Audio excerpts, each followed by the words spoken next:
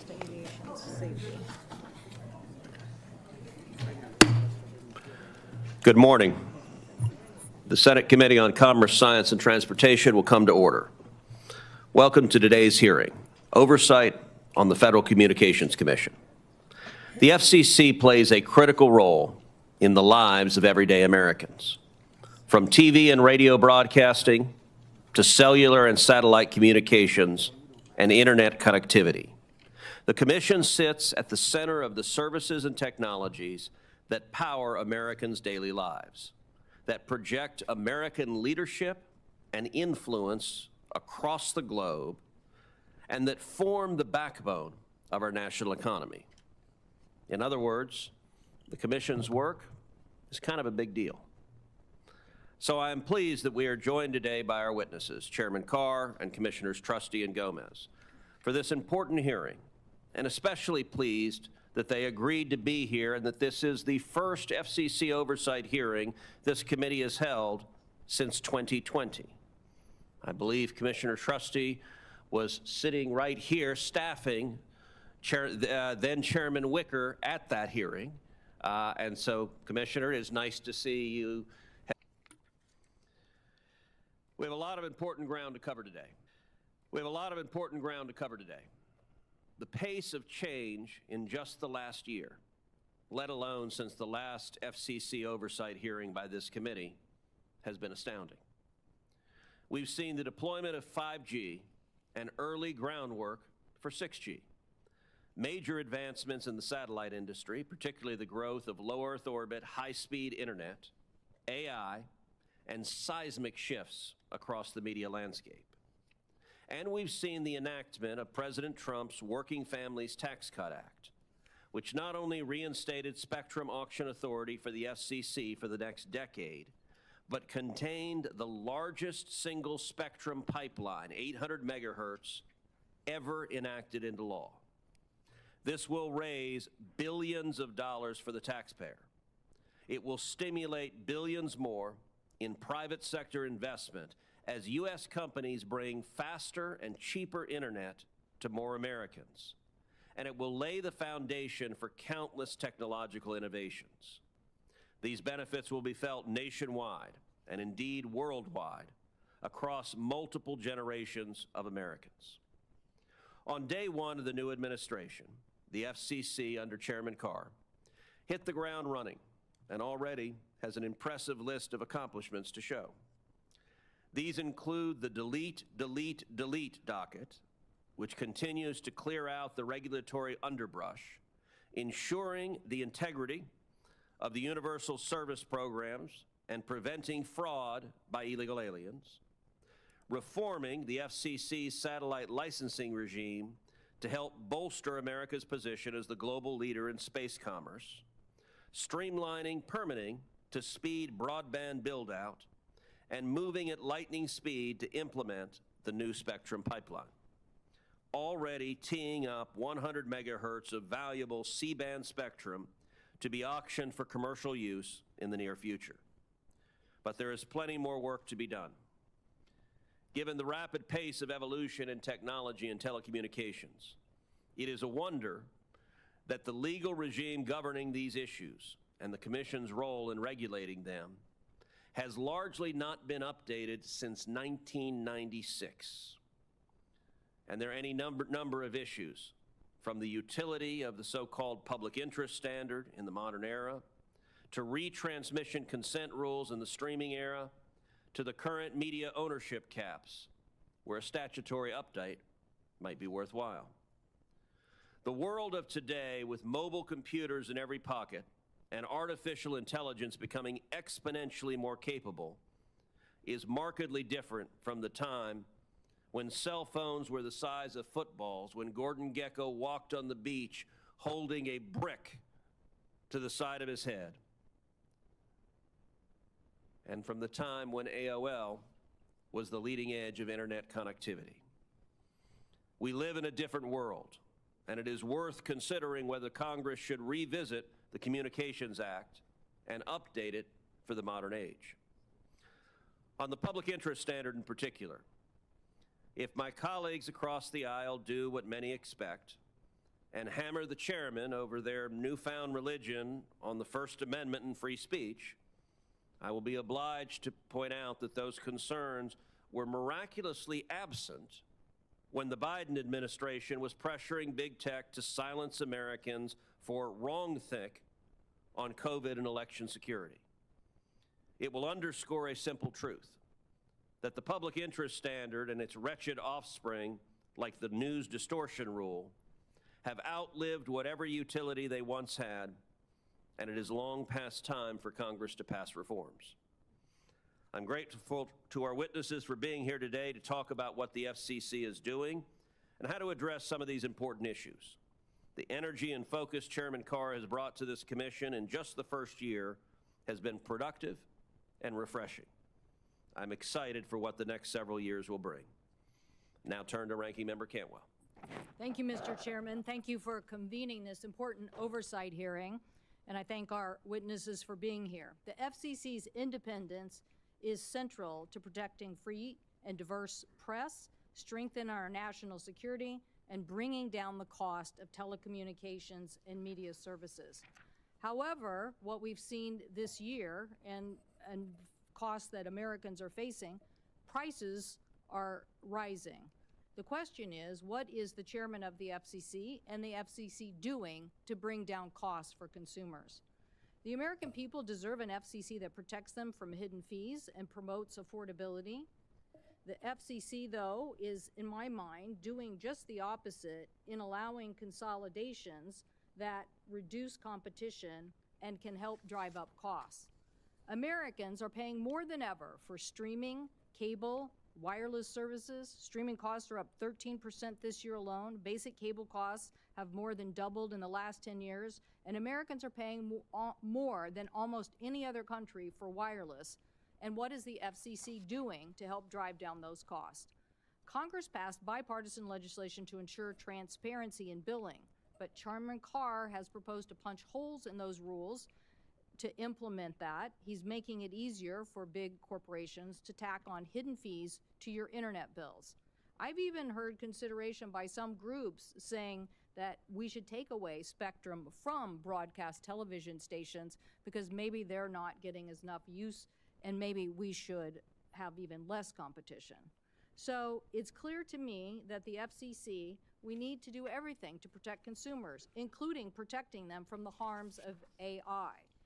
So instead, I see an FCC that is not focused enough on affordability. That is why today we are releasing a snapshot report from the minority here talking about why consolidation and reduced competition is driving up costs. So hopefully we can ask some questions about that today and focus on what we need to do to keep local journalism, to keep broadcasting, and to make sure that we don't have undue influence.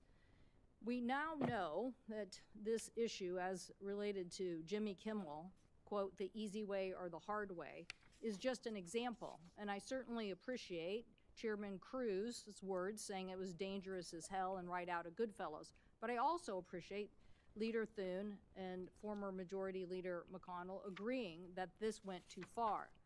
The question is, how do we now make sure that we continue to have not so much consolidation, because I know, Mr. Chairman Carr, you have supported consolidation that makes it easier to have influence and to have less competition. Local news and independent voices matter, and consolidation undermines that independence and drives up cost. What happens if a merger does take place and CBS and CNN are in the same boat? Are they going to continue to be the same competitive environment, or what will we do to make sure that consumers still have choice? Earlier this year, Chairman Carr greenlit the Skydance acquisition of Paramount, but not before Paramount agreed to pay $16 million in a lawsuit. Using the FCC process should not be used in this kind of extortion process, but to focus on what will drive down cost and help consumers in this process. People across the political spectrum agree there's too much control in a few hands. Chris Ruddy, CEO of Newsmax, has spoken about how corporate consolidation threats local news. Chairman Carr, what are we doing to make sure that you are going to continue to protect local mediaship ownership and grow this opportunity? We do not want to see content that is produced nationally for local broadcast. I'm right now suffering from an unbelievable flood that has gone on for days and days. Today's latest challenge will be a blizzard. They are wall to wall with news for the safety of the citizenry of Washington. I would hate to see broadcast content interrupted or a station undermined to the point that they can't do their job in covering this unbelievable flood, which is affecting every corner, almost every corner of our state. But beyond bringing down costs and protecting independent media, I am also concerned about safety. Chinese intelligence orchestrated Salt Typhoon attacks, which then Senator Rubio, Vice Chair of the Senate Intelligence Committee, described as, quote, the most disturbing and widespread incursion into our telecommunications system in the history of the world, end quote. That should have led the FCC to strengthen our defenses. Instead, Chairman Carr, you rolled back the FCC's Salt Typhoon rules, the only major regulatory response to those attacks. And the rush to auction off critical spectrum, I believe, could undermine military readiness and aviation safety. Earlier this year, we wrote to Secretaries Duffy and Hegseth outlining those concerns about safety. So I hope that today's hearing can have the proper oversight on these important issues. What are we doing not only to protect consumers from cost, but protect them on their safety and security? Mr. Chairman, it's an important time. Not all of these issues have happened in the last year, but clearly we need to do our job in continuing to help the American consumer get information in a competitive landscape and also drive down costs. I thank the chairman. Look forward to hearing from the witnesses.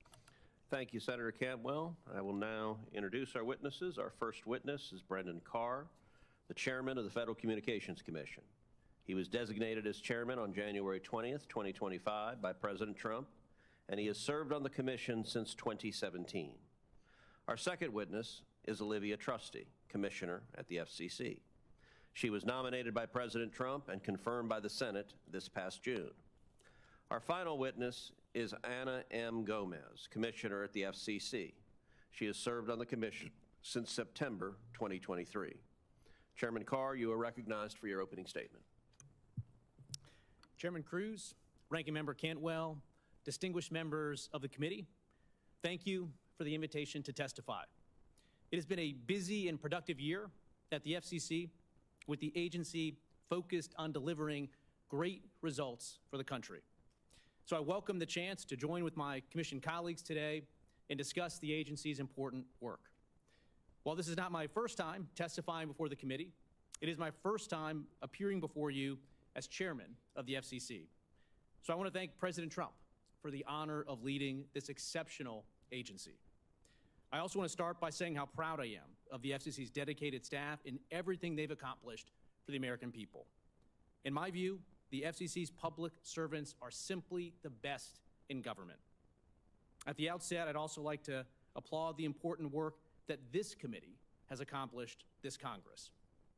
For instance, thanks to Chairman Cruz and many of his fellow committee members, the FCC's Spectrum Auction Authority has now been restored through President Trump's Working Families Tax Cut Act, a historic legislative accomplishment. In terms of the FCC's work, the agency has been following President Trump's strong leadership, and we've moved quickly to execute on an ambitious set of reforms. We're advancing a Build America agenda, a concrete plan to unleash high-speed infrastructure builds, drive down prices for consumers, and restore U.S. leadership in wireless. We're reinvigorating the agency's consumer protection work, including new efforts to crack down on illegal robocalls. We're strengthening America's national security with work underway that tracks Senator Fisher and Senator Lujan's leads on the FACT Act. And we're empowering broadcasters to meet their public interest obligations.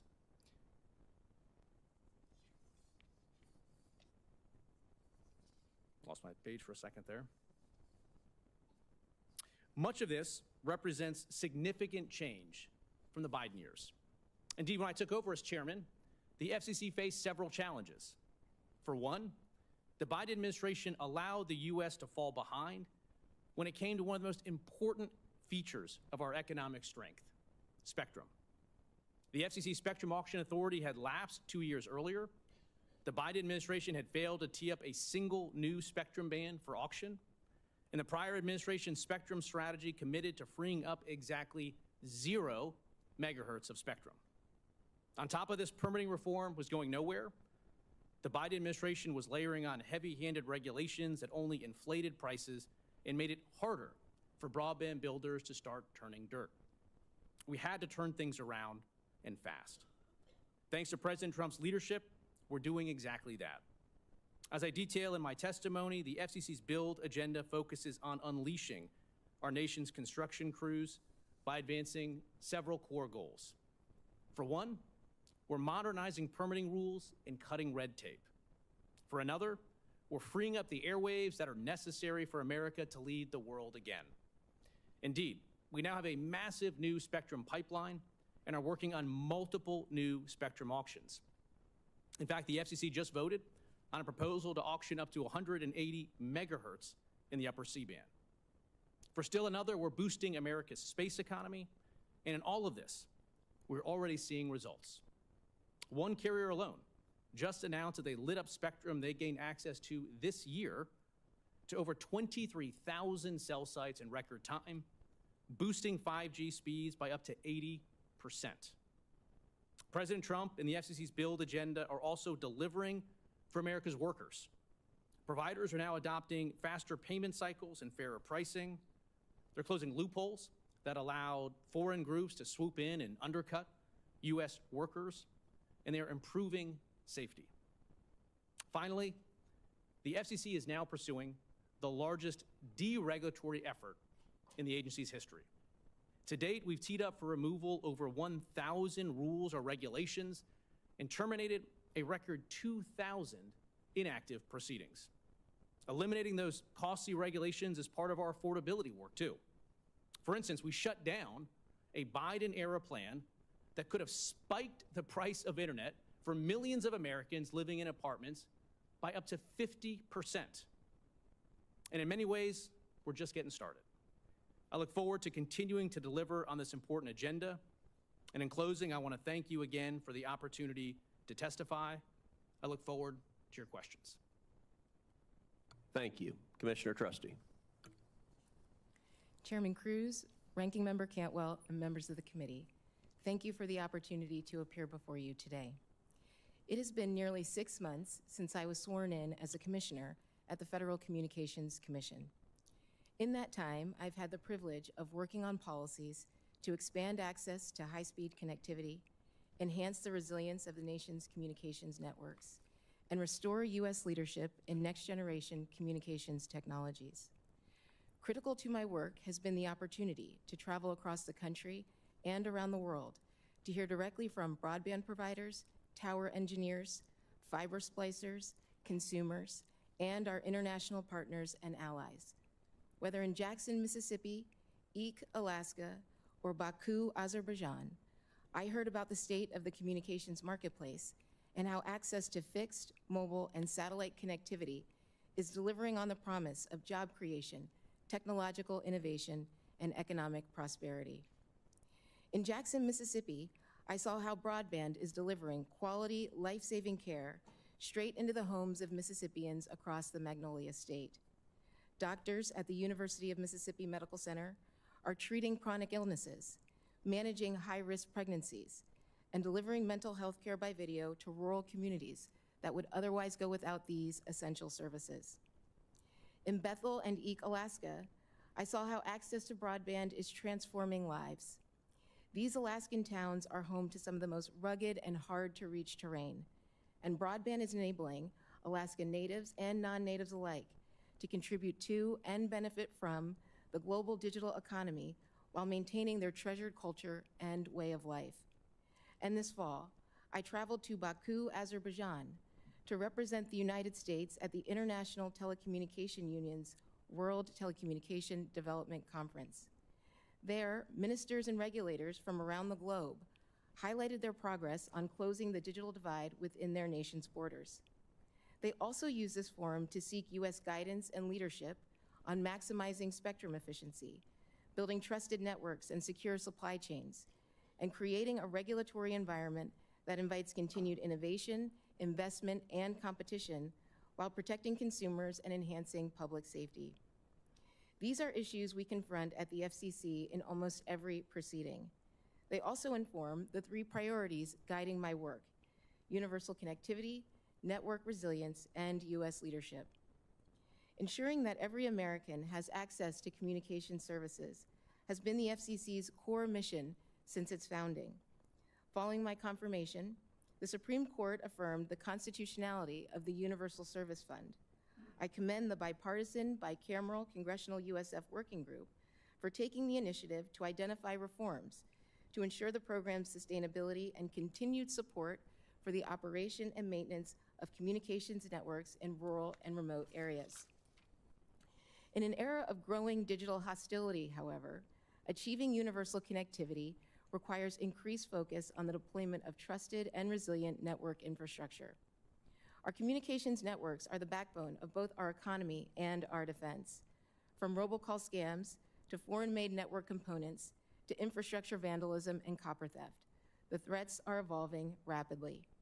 Recent Commission actions to remove foreign adversary-owned labs from our equipment authorization process, to block illegal robocalls from exploiting American consumers, and to garner commitments from broadband providers to harden their network infrastructure will enhance network integrity while allowing us to maintain agility in responding to new and emerging threats. U.S. leadership in next-generation technologies, 6G, AI, emerging commercial services in space, and more, hinges on our ability to deploy high-speed and resilient communications infrastructure to every corner of the country. Thanks to President Trump and the leadership of Chairman Cruz and the members of this committee, the Commission's General Spectrum Auction Authority has been restored, along with the creation of a long-term spectrum pipeline. This positions America to lead in wireless innovation and beyond. Our continued success in technological advancement will ultimately be determined by a domestic and international regulatory environment that emphasizes innovation, competition, and global cooperation. Importantly, U.S. leadership isn't inevitable. It must be earned. I look forward to working with members of this committee and our interagency partners to ensure the United States is positioned to capture first-mover advantages in the technologies that will define the future of our economic and national security. Mr. Chairman, thank you again for this opportunity to testify. I look forward to answering your questions. Thank you. Commissioner Gomez. Thank you. Chairman Cruz, Ranking Member Cantwell, and the distinguished members of this committee, thank you for the opportunity to appear before you today. As Commissioner, my priorities have centered on expanding reliable and affordable connectivity to every community, maintaining U.S. leadership through smart spectrum policy, preserving localism in a vibrant media ecosystem, and ensuring first responders have the tools they need to reach the public when it matters most. These priorities reflect long-standing bipartisan goals, and they are the areas where I had hoped we would be spending our time and energy with a shared commitment to serving consumers. Instead, over the past 10 months, the Commission has taken a markedly different approach, one that has undermined its reputation as a stable, independent, and expert-driven regulatory body. Nowhere is that departure more concerning than in its actions to intimidate government critics, pressure media companies, and challenge the boundaries of the First Amendment. It is precisely because of these concerns that I launched a First Amendment tour earlier this year, traveling across the country to hear directly from communities. My goal was simple: to listen, engage, and to reaffirm that the FCC's work must remain grounded in constitutional principles and public trust. And I have found myself aligned with voices across the ideological spectrum, united by a shared belief that the First Amendment is fundamental to our democracy and worth defending, even when doing so is politically inconvenient. In that spirit, I want to thank Chairman Cruz for speaking out in defense of the First Amendment and for his continued engagement on this critical issue. One thing I learned during these conversations is that when the FCC strays from its core mission, consumers pay the price.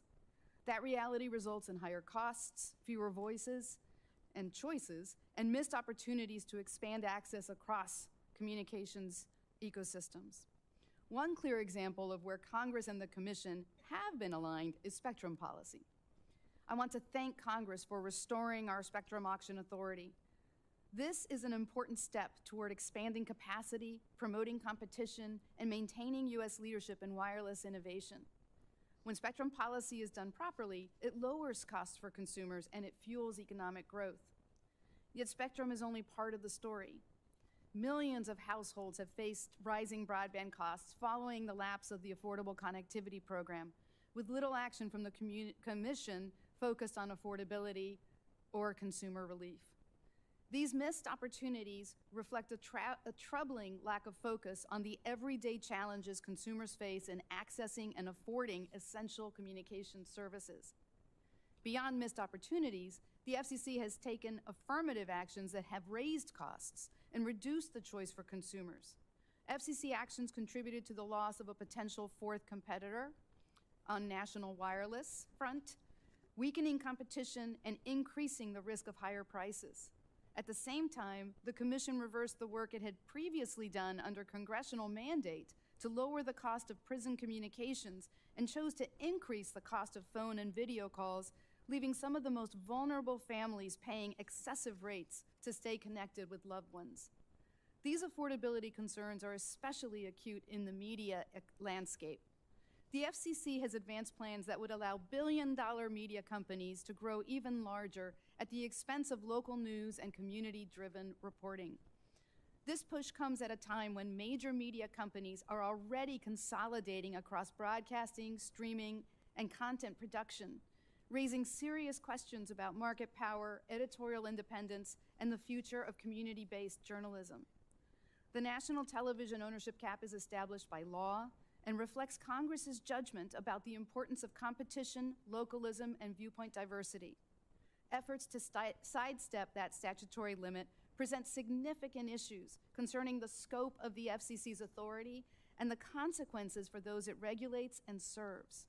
Whether in broadcasting or streaming, media consolidation should not erode the independence of the press or diminish the voices of local communities. I've always believed that the FCC does its best work when it honors the needs of the people it serves. When the agency focuses on lowering costs, expanding opportunity, and protecting the ability of communities to communicate and to be heard, it builds public trust and produces real benefits for consumers. I look forward to working with this committee to ensure the FCC returns to that mission and continues to serve the American people with integrity and independence. Thank you, and I look forward to your questions. Thank you to each of you. Chairman Carr, let's start with free speech.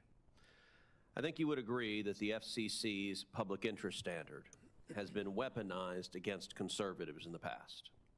In 2018, Senate Democrats tried to pressure the FCC to use the public interest standard to stop Sinclair Broadcasting Group from acquiring Tribune Media. In 2023, leftists sought to stop a routine renewal of a Fox-owned broadcast station over complaints about 2020 election coverage. Do you agree that that was wrong? Yes, Senator, I agree. And those are cases, in fact, where rather than following FCC precedent, the agency broke from it and did so in a weaponized way. Now, another area of agreement between you and I is that Jimmy Kimmel is angry, overtly partisan, and profoundly unfunny. That, sadly, is true for most late-night comedians today who seem to have been collectively broken by President Trump's election. Jimmy's remarks about Charlie Kirk were tasteless, and ABC and its affiliates would have been fully within their rights to fire him or simply to no longer air his program. That was their choice. But what government cannot do is force private entities to take actions that the government cannot take directly. Government officials threatening adverse consequences for disfavored content is an unconstitutional coercion that chills protected speech. This is why it was so insidious how the Biden administration jawboned social media into shutting down conservatives online over accurate information on COVID or voter fraud. My Democrat colleagues were persistently silent over that scandal.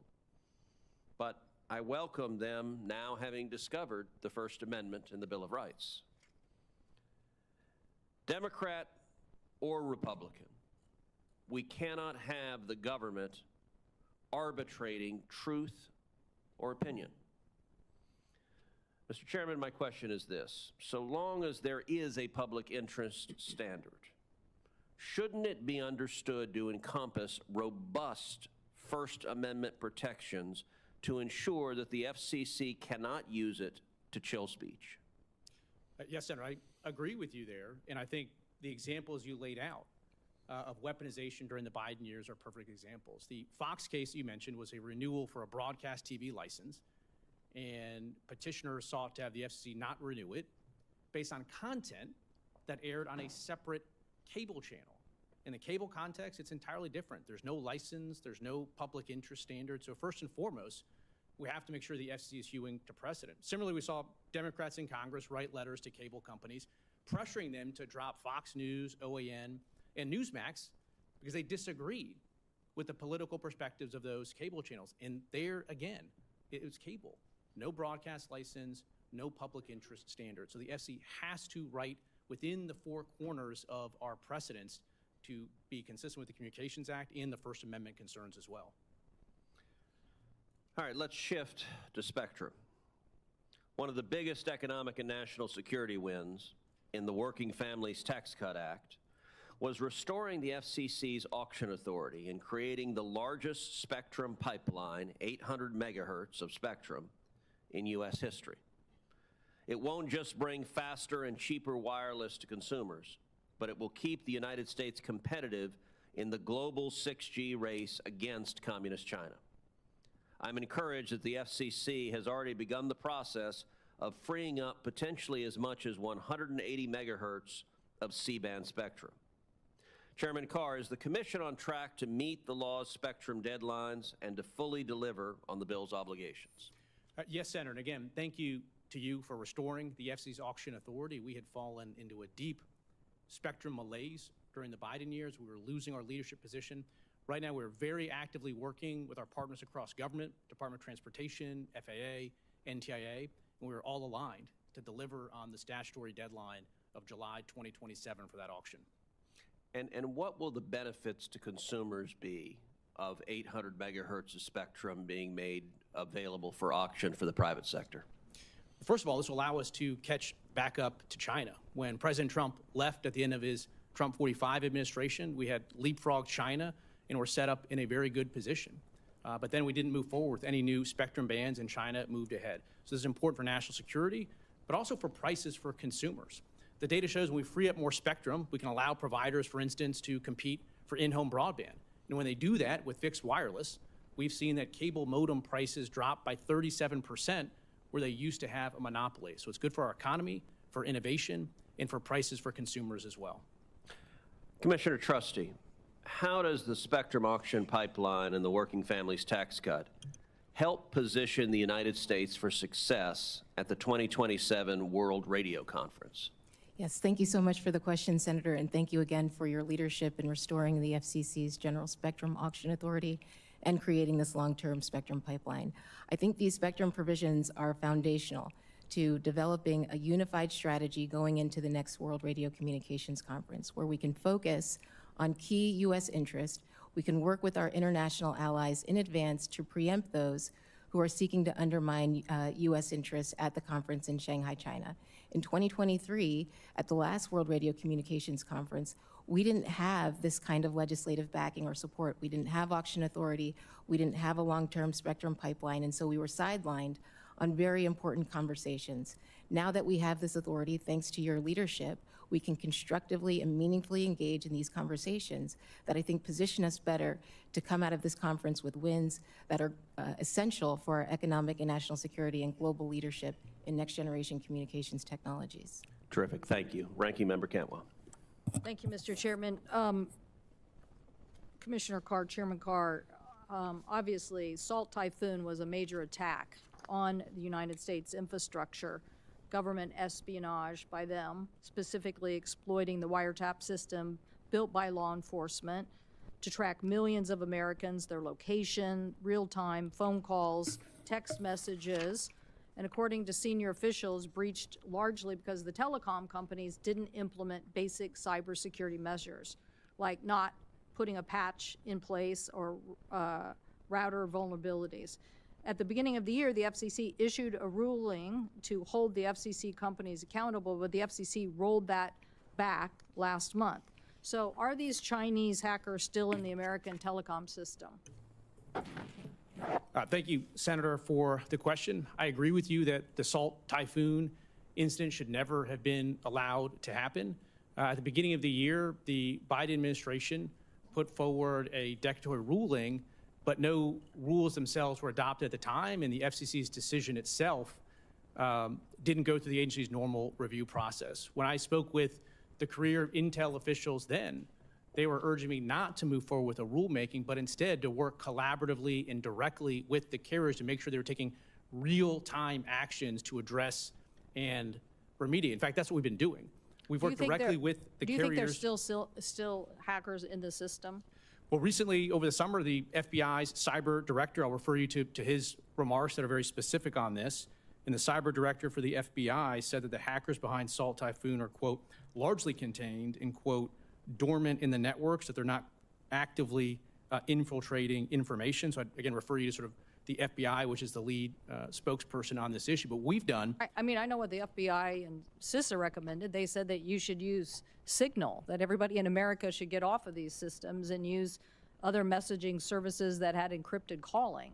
So I don't think this issue is solved, and I think rolling back the rules that protect Americans, I think in this information age, you need to have robust security measures, and you need to make sure that the telecom industry is implementing them. Otherwise, we will continue to have these kind of hacks on the system. And so I don't agree with the rolling back of these issues. I do want to bring up a second issue, which is on cost. And Ms. Gomez, you articulated this as it related to EchoStar Dish, I think, but I think it's bigger than that. We're seeing this massive amount of consolidation in the marketplace. I think we have a chart back here. Somebody could just hold it up for a second about how, you know, we pay the most in wireless costs. We pay our second in the world. The most or second most in broadband cost writ large. And so the question is, what are we going to do to drive down costs for consumers, and how are these consolidations basically making it more challenging for us to give consumers real choice in the marketplace without cost? And while I love Spectrum and I want good international competition, I'm more impressive with Spectrum that doesn't interfere with DoD. I'm more impressed with Spectrum that basically helps expand into rural areas and drives down costs, and more impressed with a Spectrum policy that basically takes that low end of the market that doesn't have affordable costs and basically does something to help them participate in the market. Why give more Spectrum if the telecom companies float and decide not to do the rules on security and then just become basically richer while the American consumer becomes poorer?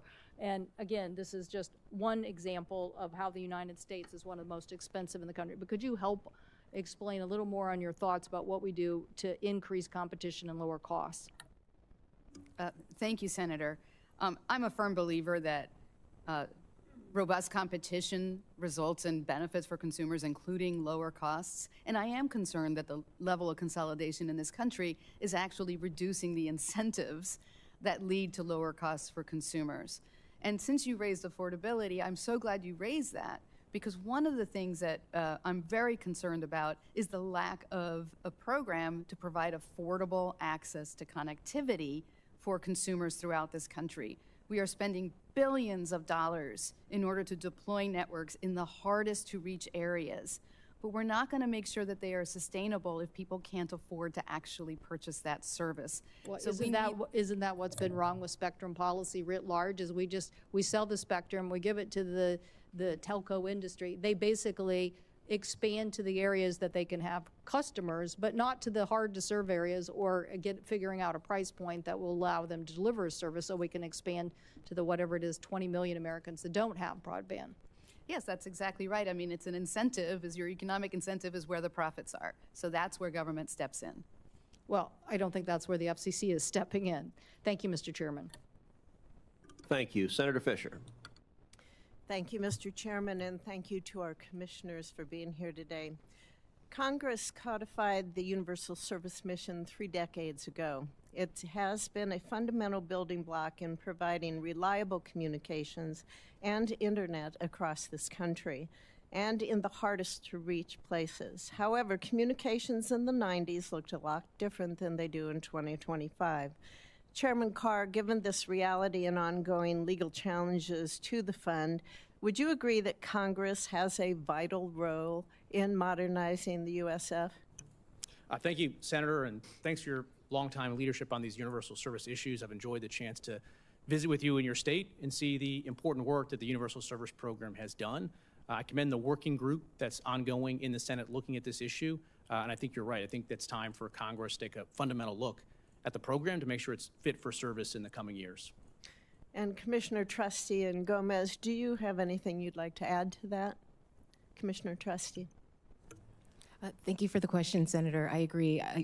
Thank you for your leadership on these issues. You've been a long time leader on making sure we can meet connectivity needs in these areas. I do agree that reforms for USF are very important. This is the cornerstone of the FCC's mission in connecting Americans across the country, and USF is a part of that effort.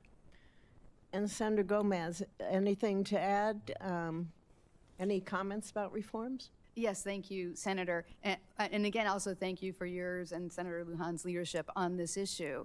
I think it's very important for the Senate to help us to make the Universal Service Fund a sustainable program that ensures affordable access for all Americans. And I'm really hopeful that what you are able to provide is that sustainable affordability program as part of your as the reforms that you put forward. Thank you.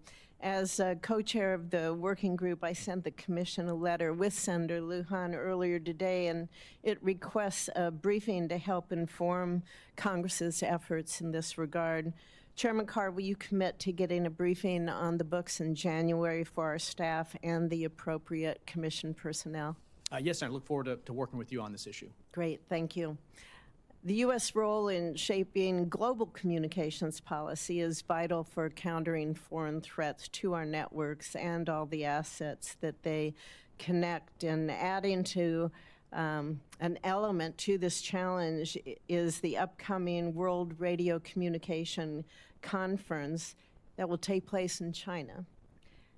Commissioner Trusty, what will be the biggest risks that this adds to a complex process?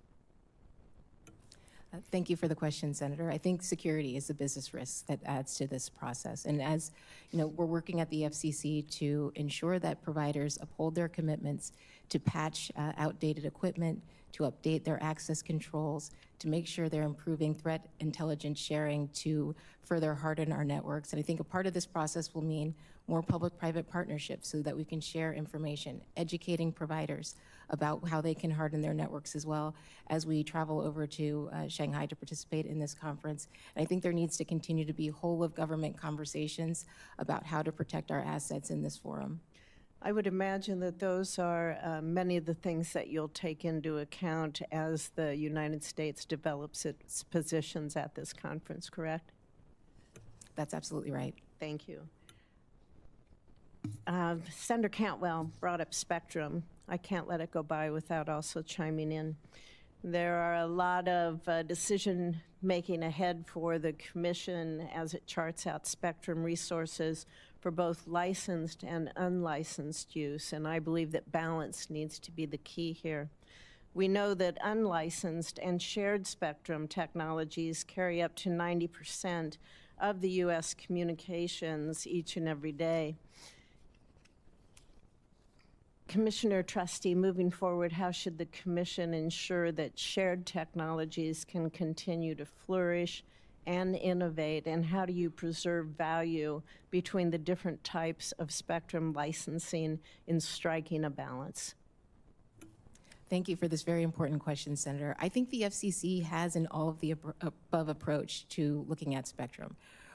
to accommodate a variety of users, use cases, and technologies. So our immediate priority is the upper C-band, which will result in exclusive license use. But we also need more spectrum for unlicensed uses, for Wi-Fi 7, Wi-Fi 8, to support the Internet of Things and other forms of connectivity that's benefiting all Americans. We also need spectrum for satellite and space uses. So we have the Satellite Spectrum Abundance Proceeding, where we're looking to make upward of 20,000 megahertz available for satellite and space reasons, and we are looking more intensively at bands above the 24 gigahertz band for fixed satellite services. So the whole thing is we need an all of the above approach so that we can accommodate a variety of users and use cases and advance U.S. leadership in these technologies. Thank you very much. I look forward to having conversations with all of you on this in the future. Thank you. Thank you. Senator Klobuchar. Thank you. I would prefer to be asking questions about the bipartisan work that needs to be done on universal service and broadband and spectrum, and I'll ask that in writing. But the events of this year moved me to focus on free speech and our democracy. Chairman Carr, in 2022, you tweeted, "Political satire is one of the oldest and most important forms of free speech. It challenges those in power while using humor to draw more people into the discussion. That's why people in influential positions have always targeted it for censorship."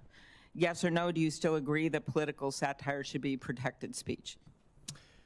Yes, Senator, and whenever that satire or any other programming is over the public airways for broadcasters, there's a public interest standard, and there's a news distortion rule, a broadcast hoax rule, You answered a political yes, and I'm equal just, opportunity rule. I'm going to go on.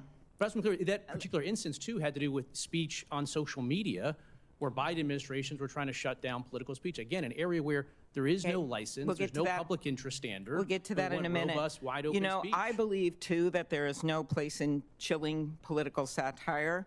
But after Jimmy Kimmel's monologue, you went on a podcast and suggested that ABC should take Kimmel off the air, saying, "We can do this the easy way or the hard way." Those were your words. Do you think it is appropriate to use your position to threaten companies that broadcast political satire? I think any licensee that operates on the public airwaves has a responsibility to comply with the public interest standard, and that's been the case for decades. I asked if you think it's appropriate for you to use your position to threaten companies. And this incident with Kimmel wasn't an isolated event. You've launched investigations into every major broadcast network except Fox. Is that correct? I don't know if that's true or not. We do have investigations going on NPR and PBS. We have a number of investigations that are ongoing. I think if you step back over the years, I think the FCC has walked away from enforcing the public interest standard, and I don't think that's a good thing. Okay, you brought up social media. So do you think it's appropriate for after a horrific murder and the stabbing of Rob Reiner and his wife, do you think it's appropriate for someone to say that it happened when they know better, reportedly due to the anger he caused others through his massive, unyielding, and incurable affliction with a mind-crippling disease known as Trump derangement syndrome? He was known to have driven people crazy by his raging obsession of President Donald J. Trump, with his obvious paranoia reaching new heights. Do you think that's appropriate for the President of the United States to do that? And if Jimmy Kimmel would have said that, would have you have threatened to take him off the air? Senator, look, Democrats on this dais are accusing me of engaging in censorship, and now you're trying to encourage me to police speech on the internet. I'm simply not going to do it. I'm just asking Broadcast you. These are the television kind of words, I think they are cruel. I think they hurt President Trump to say that kind of thing. I think it hurts him with trust from the American people. But this is the kind of stuff that's going on right now. And yet you are going after broadcast stations, except for Fox, and making threats. Senator, we are applying the law. Let's step back. Broadcast TV is fundamentally different than any other forms of media, whether it's cable or podcast or soapbox or man on the street. There's a public trustee model that Congress has set up. When you were on a podcast, there should be no rules in place when it comes to tech platforms then? I think there's no public interest obligation. There is no license. Do you think we should change the laws? Here's one. Last week, President Trump came out with this dangerous and likely illegal AI rule that preempts all the states from doing anything to try to save people, whether it is kids that are being exposed to content they shouldn't see, or fentanyl, or political videos that are lies. So do you think Congress has the authority to preempt state laws, or do you think President Trump and the agencies, like yourself, have the authority to preempt state law when it comes to the internet and safety with AI? Well, when it comes to AI in particular, there's an executive order. It asks the FCC to initiate a proceeding. We're going to initiate a proceeding. We're open-minded on where that goes. But look, if you want to step back and talk about weaponization, we saw that for 4 years in the Biden administration. Senate You know Democrats, what? including Joe Democrats. Biden is no longer president. You are head of the FCC, and Donald Trump is president, and I'm trying to deal with this right now. So I would ask you, Ms. Gomez, what are the risks of the commission trying to preempt state laws, particularly when there are no federal guardrails, because our colleagues, despite some good efforts, refuse to pass any kind of even minimal rules when it comes to AI? What are the risks of the commission or a president then trying to preempt state laws that can legally put state laws in place? Thank you, Senator.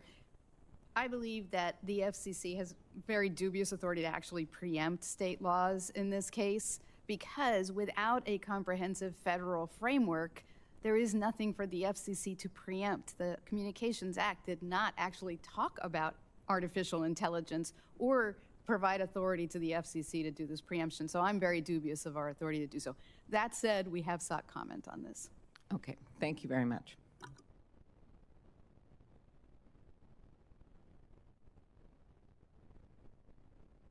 Senator Moran. Chairman Cruz, thank you. Thank you, and Senator Cantwell for this hearing. Welcome, commissioners.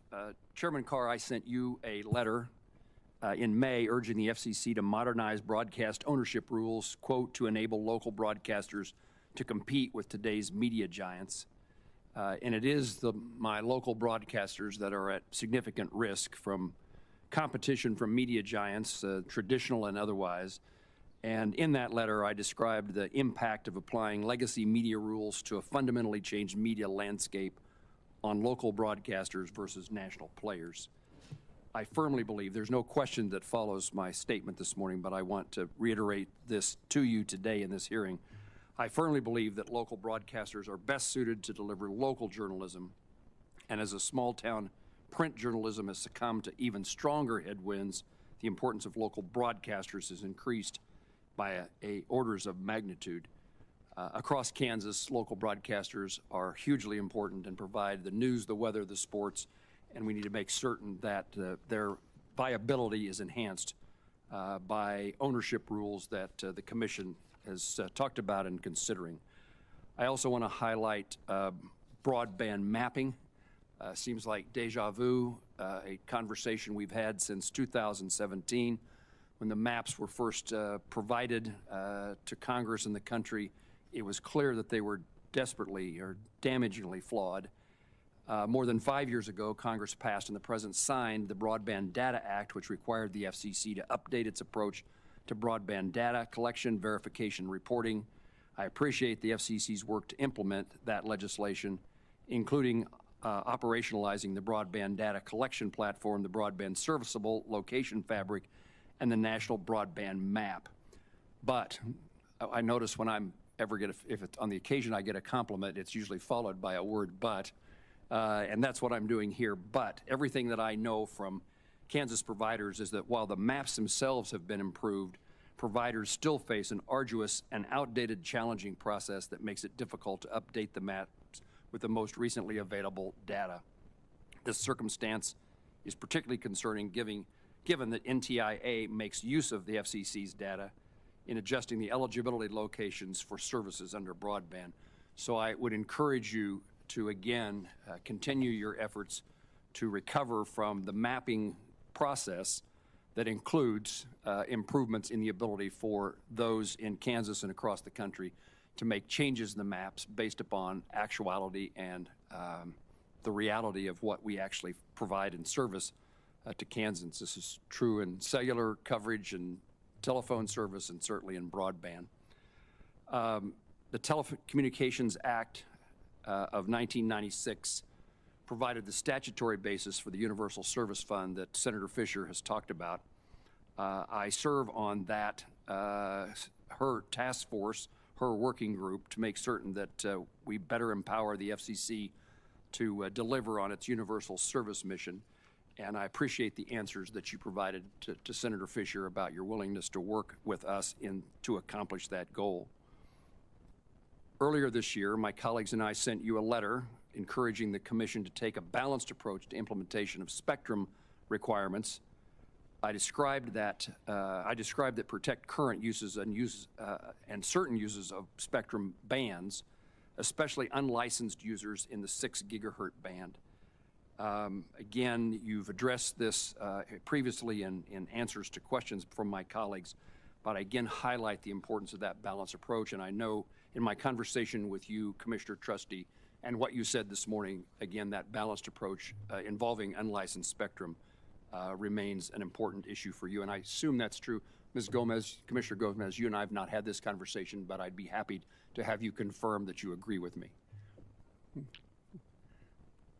Apologies. Happy to have this discussion with you. Thank you. Finally, the federal broadband programs are encumbered by inconsistent coordination between entities on the myriad of programs that offer broadband services to America, provide the support for broadband services to America. In April, a GAO audit noted that and lamented that the lack of a national strategy on coordinating administration of these programs. Major federal investments in broadband like BEAD, which is administered by NTIA, will require a focused coordination to make certain that these programs are delivering appropriate levels of service. Chairman Carr, what specific actions is the FCC taking to coordinate with NTIA in the run-up to the broadband deployment under the BEAD program? Yeah, thank you, Senator, for the question. This is a really important issue. As you indicated, there was a GAO report not that long ago that said there was over 100 different broadband funding programs. They were spread out over more than a dozen different agencies, and they were entirely uncoordinated. Right now, we've got a great working relationship across the FCC, the NTIA, the NEC, and many other agencies that have broadband funding to make sure that we're addressing some of this coordination issue that's been a challenge before. And when you say making certain we address, you are addressing them, and there will be a different outcome than what we would expect in the absence of that addressing those problems. True? Yes, sir. Yeah. Thank you very much. Thank you, Chairman. Senator Schatz. Thank you to all the commissioners. Thanks to the committee for conducting this hearing. Chairman Carr, you and I have actually known each other for maybe 10 years now. We've had several meetings in our office, and it's usually, I don't want to say mundane, but it's technocratic, it's technical, it's nonpartisan, and all the rest of it. And so I'm hoping we can do that again right here. It's fine. I'm hoping we can do that again right here, but it is a more sensitive topic. So I'm just going to ask you a couple of yes or no questions. I don't mind a quick explanation, but I'll make a promise to you not to hector you for 3 or 4 minutes if you can give me quick yes or no's or at least quick explanations. Chairman Cruz said, I think it is unbelievably dangerous for the government to put itself in the position of saying we're going to decide what speech we like and what we don't, and we're going to threaten to take you off the air if we don't like what you're saying. Do you see this issue the same way as the chairman? Well, my position on this is pretty clear. We have a public interest standard that Congress has put into the law, and there's a number of very specific rules and doctrines that flow from that. The broadcast hoax rule, the news distortion rule. So my position, and I think the Trump administration position, is that we should be enforcing those rules and policies. If Congress wants to change it, you're free to change it. So you think you have jurisdiction over political satire under the public interest standard and the news distortion standard, just to put a fine point on it? My position is just about that one is a yes or no. Do you have jurisdiction or not?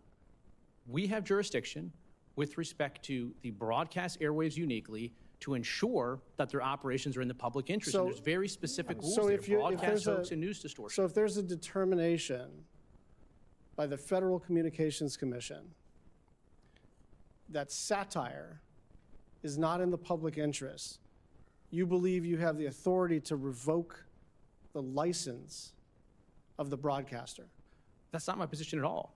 Okay. My position is if the use of the facilities isn't in the public interest. Then let me clarify the question. Satire that's not broadcast hoax, that's not news distortion policy, is perfectly fine. But I also don't understand the conversation about what satire are we talking about? Where was there satire? We're not doing the questions in this direction. Okay. What is the FCC's standards for making this kind of evaluation about whether news has been distorted. My understanding is that this has been used 8 times. The chairman, and I think he's right, is saying, like, this is rarely invoked. And there's a reason for that, because yes, we have a statute that governs what the FCC is supposed to do, but basically the FCC has decided we need to get out of the business of refereeing what is offensive, and if something is indecent or obscene, that's one thing, right? If they're violating the terms of their broadcast license, that's another thing. If they just say an awful thing on the air, it seems to me, Chairman, that's not your jurisdiction. And I know you're quick and you understand this law backwards and forwards. I understand. I remember you when you were counsel for Chairman Pai. So I don't doubt your ability to race right into how the architecture of the originating statute. But I'm asking you, do you think it is appropriate for you to have an opinion at all in your official capacity about what a comedian says, as offensive as it may have been? Senator, my job is to implement the law passed by Congress. And Congress has said that broadcast is fundamentally different, that there's a public interest standard. Do you think there are decades of precedent on this? Do you think there are any conservative commentators or conservative comedians or conservative satirists that ever say anything offensive that you would consider investigating? I'm not looking at things that are offensive or awful, to use your words. I'm looking at things that are consistent with our public interest rules and regulations. That's the full scope. And in of what we're way? looking at. So I'm a little confused, because it seems to me that in subsequent conversations, I forgot after Ted and John Thune and Dave McCormick and others said, "Oh, this seems like a little much for you, Chairman," that you went out and you said, "That was fake news. I didn't do that. This is fake news. I am not doing that. I'm not going after Jimmy Kimmel." And now you're saying you have a perfect right to go after Jimmy Kimmel, and I'm wondering which one it is. No, two different things. Democrats at the time were saying that we explicitly threatened to pull a license if Jimmy Kimmel wasn't fired. That never happened. That was nothing more than projection and distortion by Democrats. What I am saying is any broadcaster that uses the airwaves, whether radio or TV, has to comply with the public interest in it. And licenses are not sacred cows. Yes, you can do things to lose a license. But if we want to change that, that's up to Congress. And one idea, for instance, is why don't we put all the broadcast TV licenses up for auction? And if people want to buy them without the public interest obligation, they can do that. But look, there was a bargain here. I mean, you're kind of tiptoeing through the tulips here, right? Because what you actually said is they have a license granted by us at the FCC that comes with an obligation to operate in the public interest. We can do this the easy way or the hard way. These companies can find ways to change conduct and take action, frankly, on Kimmel, or there's going to be additional work for the FCC ahead.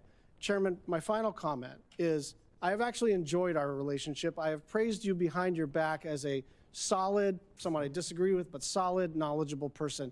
This stuff, at least up until the last year, has been out of character, and it will not age well. And it will not age well on the conservative side of the aisle and the liberal side of the aisle. This is not American FCC behavior, and I'm hoping we can recalibrate.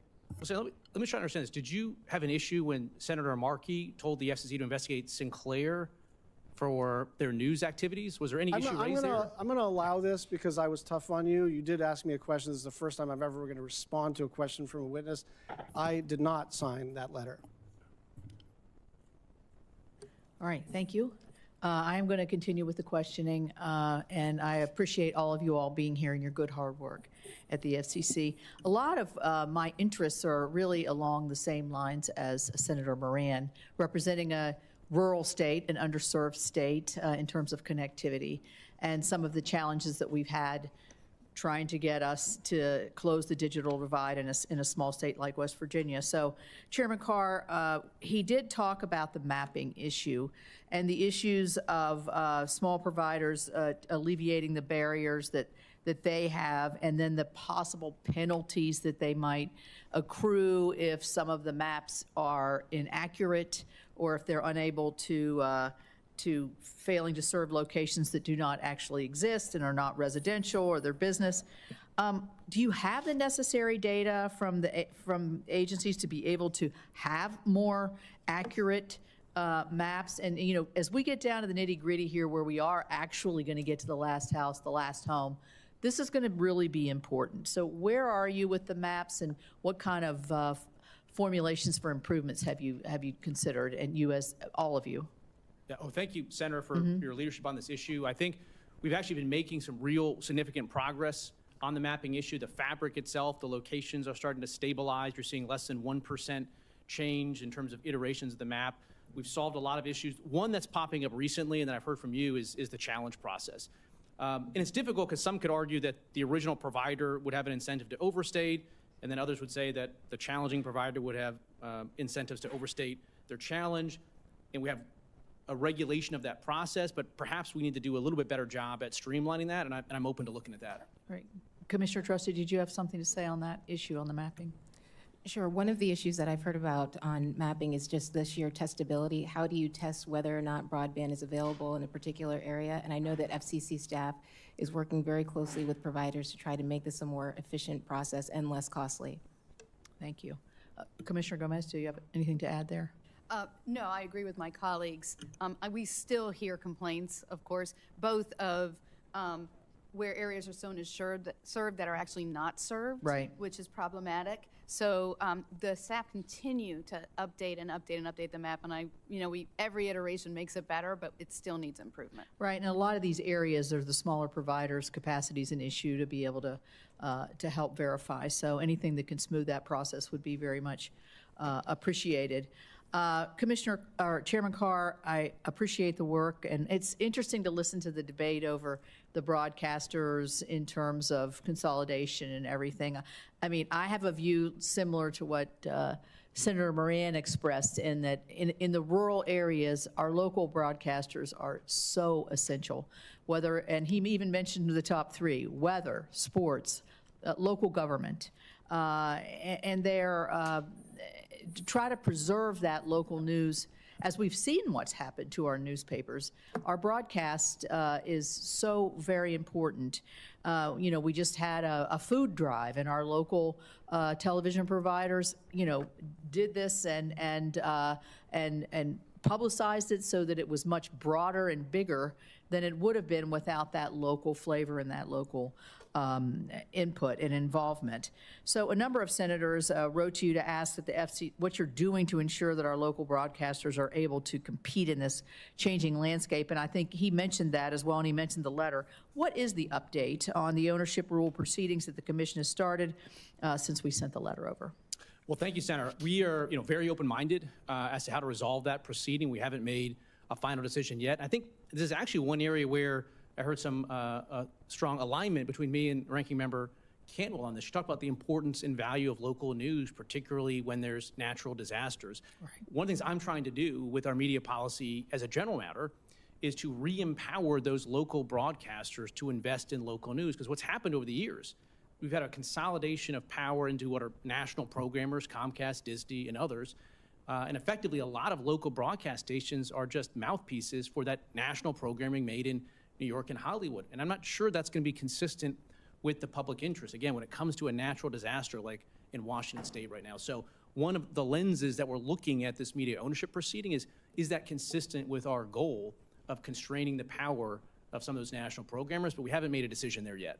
Thank you. I'll be interested to hear what happens there. I will say, as a compliment, when I first started in this role and got very active with rural broadband, there was a lot of confusion in a state such as mine as, who's covering this area? Can RDOF go? Can Reconnect go? Can BEAD go? And you mentioned more programs than I even had concept of that are still trying to, as I said, connect that last home and last mile. We're hearing less about the lack of coordination between all these different entities. And I think that's, particularly at the federal level, and I think that's extremely important because, number one, we don't want to overbuild, but we don't want to underbuild too, and we don't want to squash innovation. So I thank you all for your efforts in that. I think it's been very helpful, and I appreciate that we can keep working on that because I think that'll make the dollars go quicker and make the connectivity come faster as well.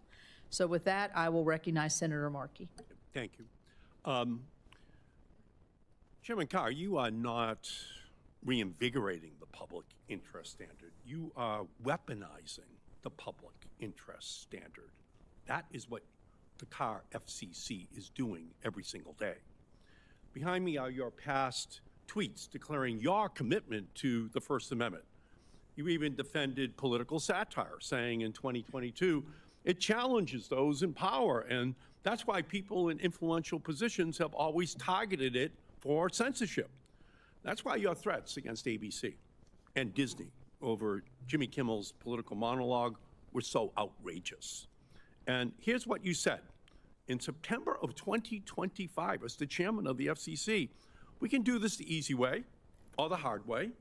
These companies can find ways to change conduct or take action, frankly, on Kimmel, or there's going to be additional work for the FCC ahead. Now, that statement was roundly condemned across the political spectrum. Chairman Cruz called it dangerous as hell.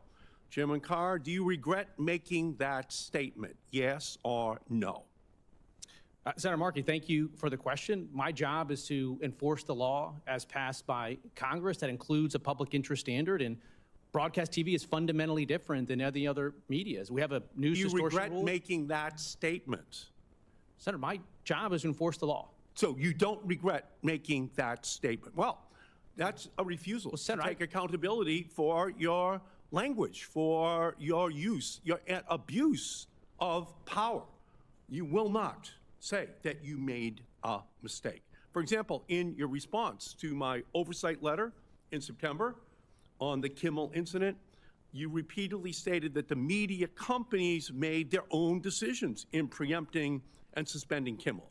You seem to think that your words, the most powerful communications regulator in America, especially your threats, don't matter. So just to be clear, your position is that your mafia threats had nothing to do with Nexstar and Sinclair and Disney's decisions to preempt and suspend Kimmel. Is that your position? Is that your point, that you had nothing to do with the suspension of Kimmel? Senator, you look at the evidence, the express statements by every single company involved, from Nexstar to Sinclair to Disney, as recently as last week, is that they made these business decisions on their own. The record is clear on this. And again, you're refusing to take accountability for your own words. You intimidate the companies, they do what you want, and then you say, well, it was up to them. You're the chairman of the Federal Communications Commission. Actually, you're now the chairman of the Federal Censorship Commission. And these broadcasters, they feel that censorship. You have broad authority over the media industry, especially broadcasters. Your words and actions matter. Now I'm going to give you another chance to take accountability for your actions. In 2022, you said, quote, a newsroom's decision about what stories to cover and how to frame them should be beyond the reach of any government official not targeted by them, by government officials. Do you stand by that statement? This was a letter written by House Democrats to cable companies, pressuring them to drop Fox News, OAN, and Newsmax simply because those Democrats thought they were right-wing. Do you stand by your statement? Yes, I do. I think it's inappropriate what the Democrats did there. Good. I just want to get your own views out here on the record for people to hear. So in February, under your leadership, the Federal Communications Commission opened an investigation into a San Francisco radio station over its coverage of a federal immigration raid. A FCC investigation is a big deal for a local station. In a worst-case scenario, the FCC could shut down the station by revoking its license. In fact, you have repeatedly suggested over the past year that the FCC could revoke station licenses. Yet this investigation was based solely on the news content of the radio station's coverage of an immigration raid. I have the entire news statement that they put out that day. This happens every day, everywhere across the country for broadcast journalists.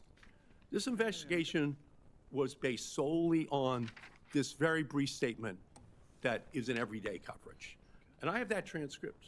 And the anchor was literally reporting on the information that was released by the mayor by the local city council member and a community group. So you're telling me that reporting on statements from public officials and a community group is grounds for an FCC investigation? Senator, the concern there in the report was that there may have been interference with lawful ICE operations, and so we were asking questions about what happened. This was a period of time, remember, when ICE agents were being attacked, their locations, undercover locations, were being disclosed. There is nothing in here that discloses anything. There's no risk to anyone except And they can the provide risk, that to us. No. The risk that is posed here is to you, to the broadcast journalist coverage. That's what really happened. The news journalists were just covering an important news story. And some conservatives were upset by the coverage. So you use your power as FCC chair to hang a sword of Damocles over a local radio station's head. And that's precisely what you warned about in 2022, the government targeting a newsroom's editorial decision. Well, guess what happened? The station demoted the anchor who first read that news report over the air and pulled back on his political coverage. You got what you wanted. One former journalist at the station said, "Chilling effect does not begin to describe the neutering of our political coverage." That's what you wanted, that's what you got, but it affected stations everywhere. So just let me say again, the neutering of our political coverage, this is government censorship, plain and simple. Was it a mistake in retrospect for you to say that, to instigate a investigation of that San Francisco radio station? Was that a mistake? Senator, if broadcasters understand, perhaps the first time in years, that they're going to be held accountable to the public interest, to broadcast hoax rules, to the news distortion policy, I think that's a good thing. I don't have a poster board, but listen, in 2018, you signed this letter right here to the FCC. You signed a letter to the FCC asking us to investigate Sinclair's news activities. You said investigate Sinclair's news activities. And you know what happened after that? Over 227 licenses were up for renewal or due during the Biden years. Almost none of them were renewed after your letter. Your letter produced Chairman results Carr, that we're seeking. Chairman Carr. Madam Chair. Well, you're well over your time here, so. A lot of it is because Well, of the, no, it's not, because I looked at the clock and you were already 2 minutes over. all right, But so I'll just finish, Madam Chair. He is turning the Federal Communications Commission into the Federal Censorship Commission. It's a betrayal of the FCC's mission. You should resign, Mr. Chairman. You are creating a chilling effect Do you on regret broadcast sending I would a letter in ask you- 2018 Senator asking the Markey, FCC please. to investigate There's a lot of people on Sinclair's this committee. news Thank you, madam. activities? Thank you. Do you Thank you. regret Chairman Carr, sending a letter please asking us to suspend. investigate Chairman Sinclair's Carr, news we'll move to the activities? next question. Senator Sullivan. Thank you, Madam Chair, and Mr. Chairman and the other commissioners. I'm going to turn back to the topic that Senator Capito, the chair, was talking about, and that's rural broadband, which is really important to so many of us. There's rural broadband, Mr. Chairman, as you know, and then there's Alaska, which is super rural. So I want to commend you in particular on your sustained focus on my state during your tenure, first as a commissioner, now as chairman. As you know, you, Commissioner Trusty, Commissioner Gomez, all the FCC commissioners have come up to Alaska. And I just want to give some statistics here, which I think are important. The Alaska Connect Fund order from the FCC through 2023, this is according to the fund order that was in front of the commission. The Alaska plan helped deploy and upgrade broadband to more than 96,000 previously unserved locations, delivered new or improved 4G LTE or better wireless services to roughly 65,000 Alaskans, and laid the groundwork for the Alaska Connect Fund to carry that success forward with added flexibility. So I want to thank the FCC's leadership, in particular you, Mr. Chairman, who has enabled this strong coordination with other federal programs and to help what is in the law, which is to be able to connect all Americans to broadband and internet connectivity, regardless of if you live in a city in the lower 48 or a rural native village in Alaska. So can you speak to how this Alaska-specific approach has helped drive these outcomes, which have been very positive, and why continuing this model is so important for connecting rural and remote Alaskans? And again, Mr. Chairman. I know you're taking a lot of incoming here. I want to compliment you on the good work that you've done as chairman and as a commissioner on the issues of focusing on my state, who are Americans, who have very challenged communications issues because our state is so big and remote, and I think you've done an exceptional job. So can you talk to those issues? Yeah, thank you, Senator. And frankly, I don't think people understand the change in trajectory that you have brought to Alaska in terms of connectivity. I remember the very first time that you had me come up to Alaska, which again, I agree with you, it's the only really way to understand the challenges that are up there. Frankly, in my view, I don't think the FCC had been taking the appropriate lawful approach with respect to Alaska. And by the way, this is not some earmark, it's in the law, right? And this you brought is what that is required for all Americans, and my constituents are Americans. And you brought that to my attention and others. And when I went up there in 2018, I had a chance to visit Unalaska, Dutch Harbor. It's an island part the way out the Aleutian chain. And there had been some talk about maybe bringing an undersea fiber cable across the Aleutians, but the plans were getting scuttled because of uncertainty caused by the FCC's, in my view, sort of missed application of the Communications Act. And you worked with the agency over a period of time with diligence and corrected that. And that created the stability to be able to see that investment. In fact, the phase one of that undersea cable is now complete. Unalaska is getting connected to next-gen high-speed internet. Thanks to that, there's a phase two that's coming. It's just not there. On a subsequent visit, you took me to a small village, Napakiak, which you can only reach by boat. And it was a place that had been long left behind in terms of the digital divide. And we had a multi-billion-dollar effort to close the divide, but Napakiak was not even on the national broadband map. Yes. The FCC acted, and Commerce Department back then, the Biden years, acted like it didn't even exist.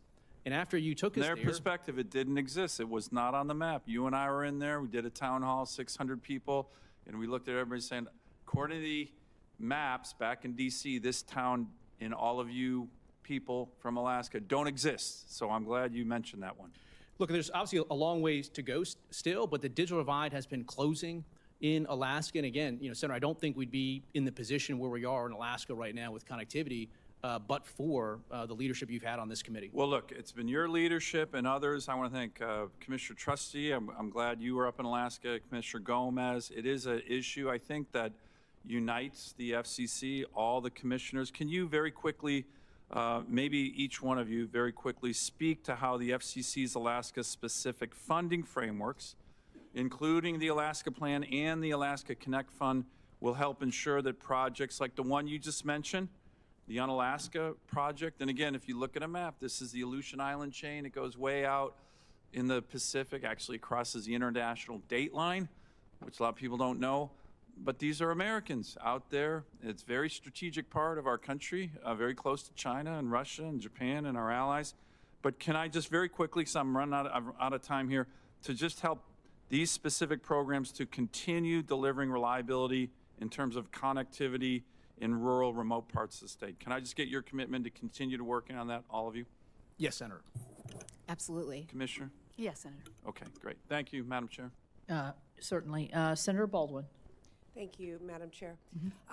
I need to echo the concerns of my Democratic colleagues.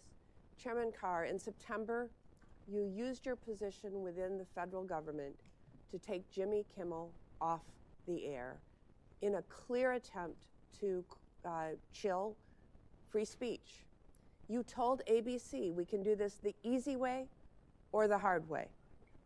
The FCC is not a political weapon to be used against the president's critics. And yet, you've also used it to go after 60 Minutes, Saturday Night Live, and Seth Meyers, all because the president did not like their criticism or because they gave airtime to his opponents. Your Twitter account before 2025 would seem to align with what I'm saying. It is filled to the brim with statements defending freedom of speech, as well as stating that the FCC does not have a roving mandate to police speech in the name of public interest. Sadly, those principles seem to have evaporated into thin air. There are many things that Chair Cruz and I do not agree on, but when he said that your actions have been, quote, dangerous as hell, that I can agree with. So your attempts to coerce private companies to censor speech that you and the president did not want to hear is really a blatant attack on the First Amendment, a foundational principle of American democracy. The Trump administration has been attacking free speech across the government since day one. President Trump and Secretary Hegseth have expelled all legitimate journalists from the Pentagon. President Trump and Secretary McMahon have curtailed academic freedom in research and stifled lawful protest. President Trump and Attorney General Bondi have rolled back protections that allow journalists to protect their sources. President Trump and Senate Republicans defunded the Corporation for Public Broadcasting, and NPR. You've become a parrot for President Trump and diminished the independence of the FCC. The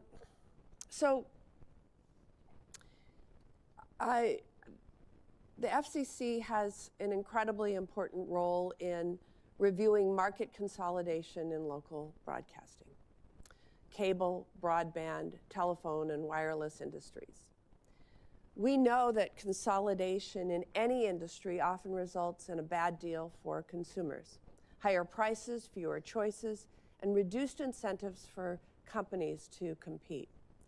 Chairman Carr, you have repeatedly signaled your desire to use merger reviews to force companies to enact policies favored by the Trump administration.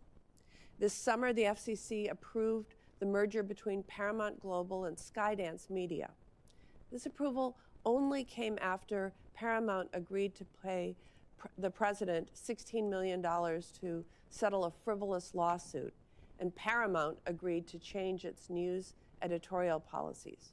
And then just this month, the FCC approved AT&T's purchase of U.S. Cellular's wireless license just one day after AT&T terminated their diversity, equity, and inclusion, or DEI policy. If the timing of this announcement was not suspicious enough, Chairman Carr, you took to X to boast about AT&T's decision. Commissioner Gomez, you voted against both of these mergers. Can you share why you opposed them? Thank you for your question, Senator. I have had strong concerns about the strong arming by the FCC of these companies using its power over these merger approvals and transactions in order to delve into what's really private employment matters, completely unrelated to the transactions themselves. Traditionally, when the FCC has concessions as part of a merger review, it does so to address a harm that is caused by that particular transaction. The Paramount transaction had this voluntary concession to appoint an ombudsperson reporting to the president of Paramount to police concerns about bias and content. That is completely unprecedented.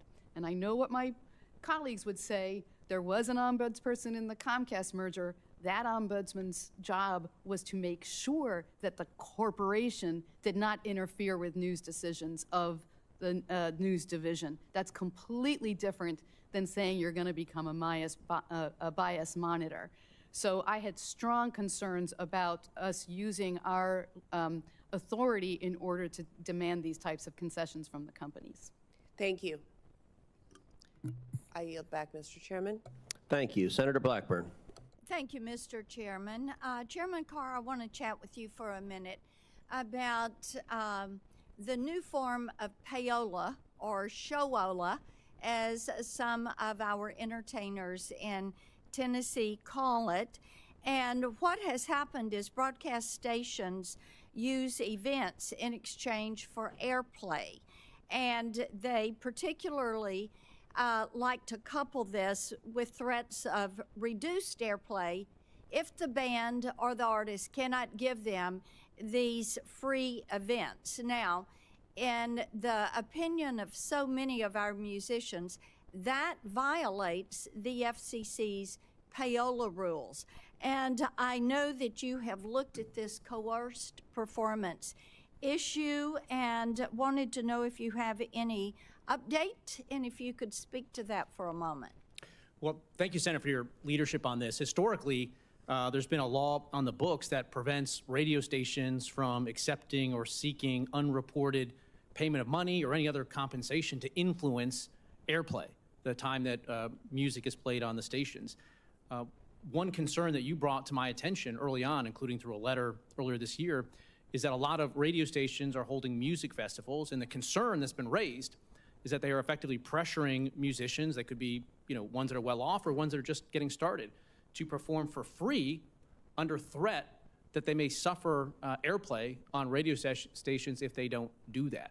I think that's a concern. We issued an enforcement advisory right after being aware of this from you, and we are going to be and are investigating some issues around this. Thank you very much for that. Ms. Trusty, thank you so much for your time. Yesterday, we talked a little bit about the World Radio Communication Conference. And Ms. Gomez, I know last year you kind of struggled. You had 2 jobs on your plate, and it was hard to prepare for that. But Ms. Trusty, I know that it's going to be essential to prepare for it because it's going to be in China. So give me a minute about what you're going to do in preparation for that conference. Sure. Thank you so much for the question, Senator. Thank you for your leadership on spectrum policy. The WRC is a really important forum for the United States to promote American values, our economic competitiveness, and our national security. And thanks to the spectrum provisions in the Working Families Tax Cut Act, we now have the ability to develop a unified strategy where we're working and focusing on key U.S. priorities, and we can work with our international allies in advance to preempt those seeking to undermine U.S. interests in Shanghai, China. As I mentioned a little bit earlier, in 2023 at the previous World Radio Communications Conference, we didn't have this kind of legislative support. We didn't have auction authority, which really set us back. And so I think with the restoration of auction authority and a long-term spectrum pipeline, we are positioned to emerge from that conference with wins so that we're the leader in the next generation of communications technologies. Thank you. Staying on spectrum, Mr. Chairman, coming to you. Looking at mid-band spectrum, about 60% of our mid-band is held by government agencies, and about 5% is licensed commercial users. And of course, with 5G and 6G, we absolutely cannot afford this.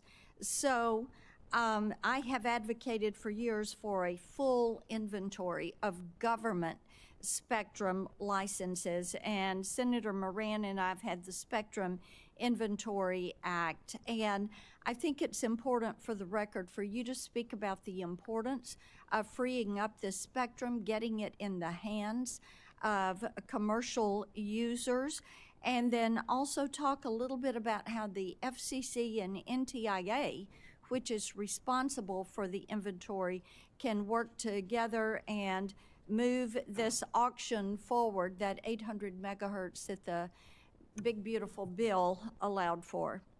Well, thank you, Senator, for your leadership on this. I agree that we have to have a balanced spectrum policy. And if you step back, though, particularly over the Biden years, we sort of walked into a bit of a cul-de-sac where we're over-leveraged to some extent with respect to unlicensed spectrum, with respect to shared spectrum, and to some extent government spectrum as well, because we have a very small sliver of spectrum that's truly exclusive use, high power, the type of stuff you want to build 5G and 6G on. So that's what we're addressing in the near term, particularly in the C-band, and working very well across the administration. The NTIA administrator, Ariel Roth, is doing a fantastic job.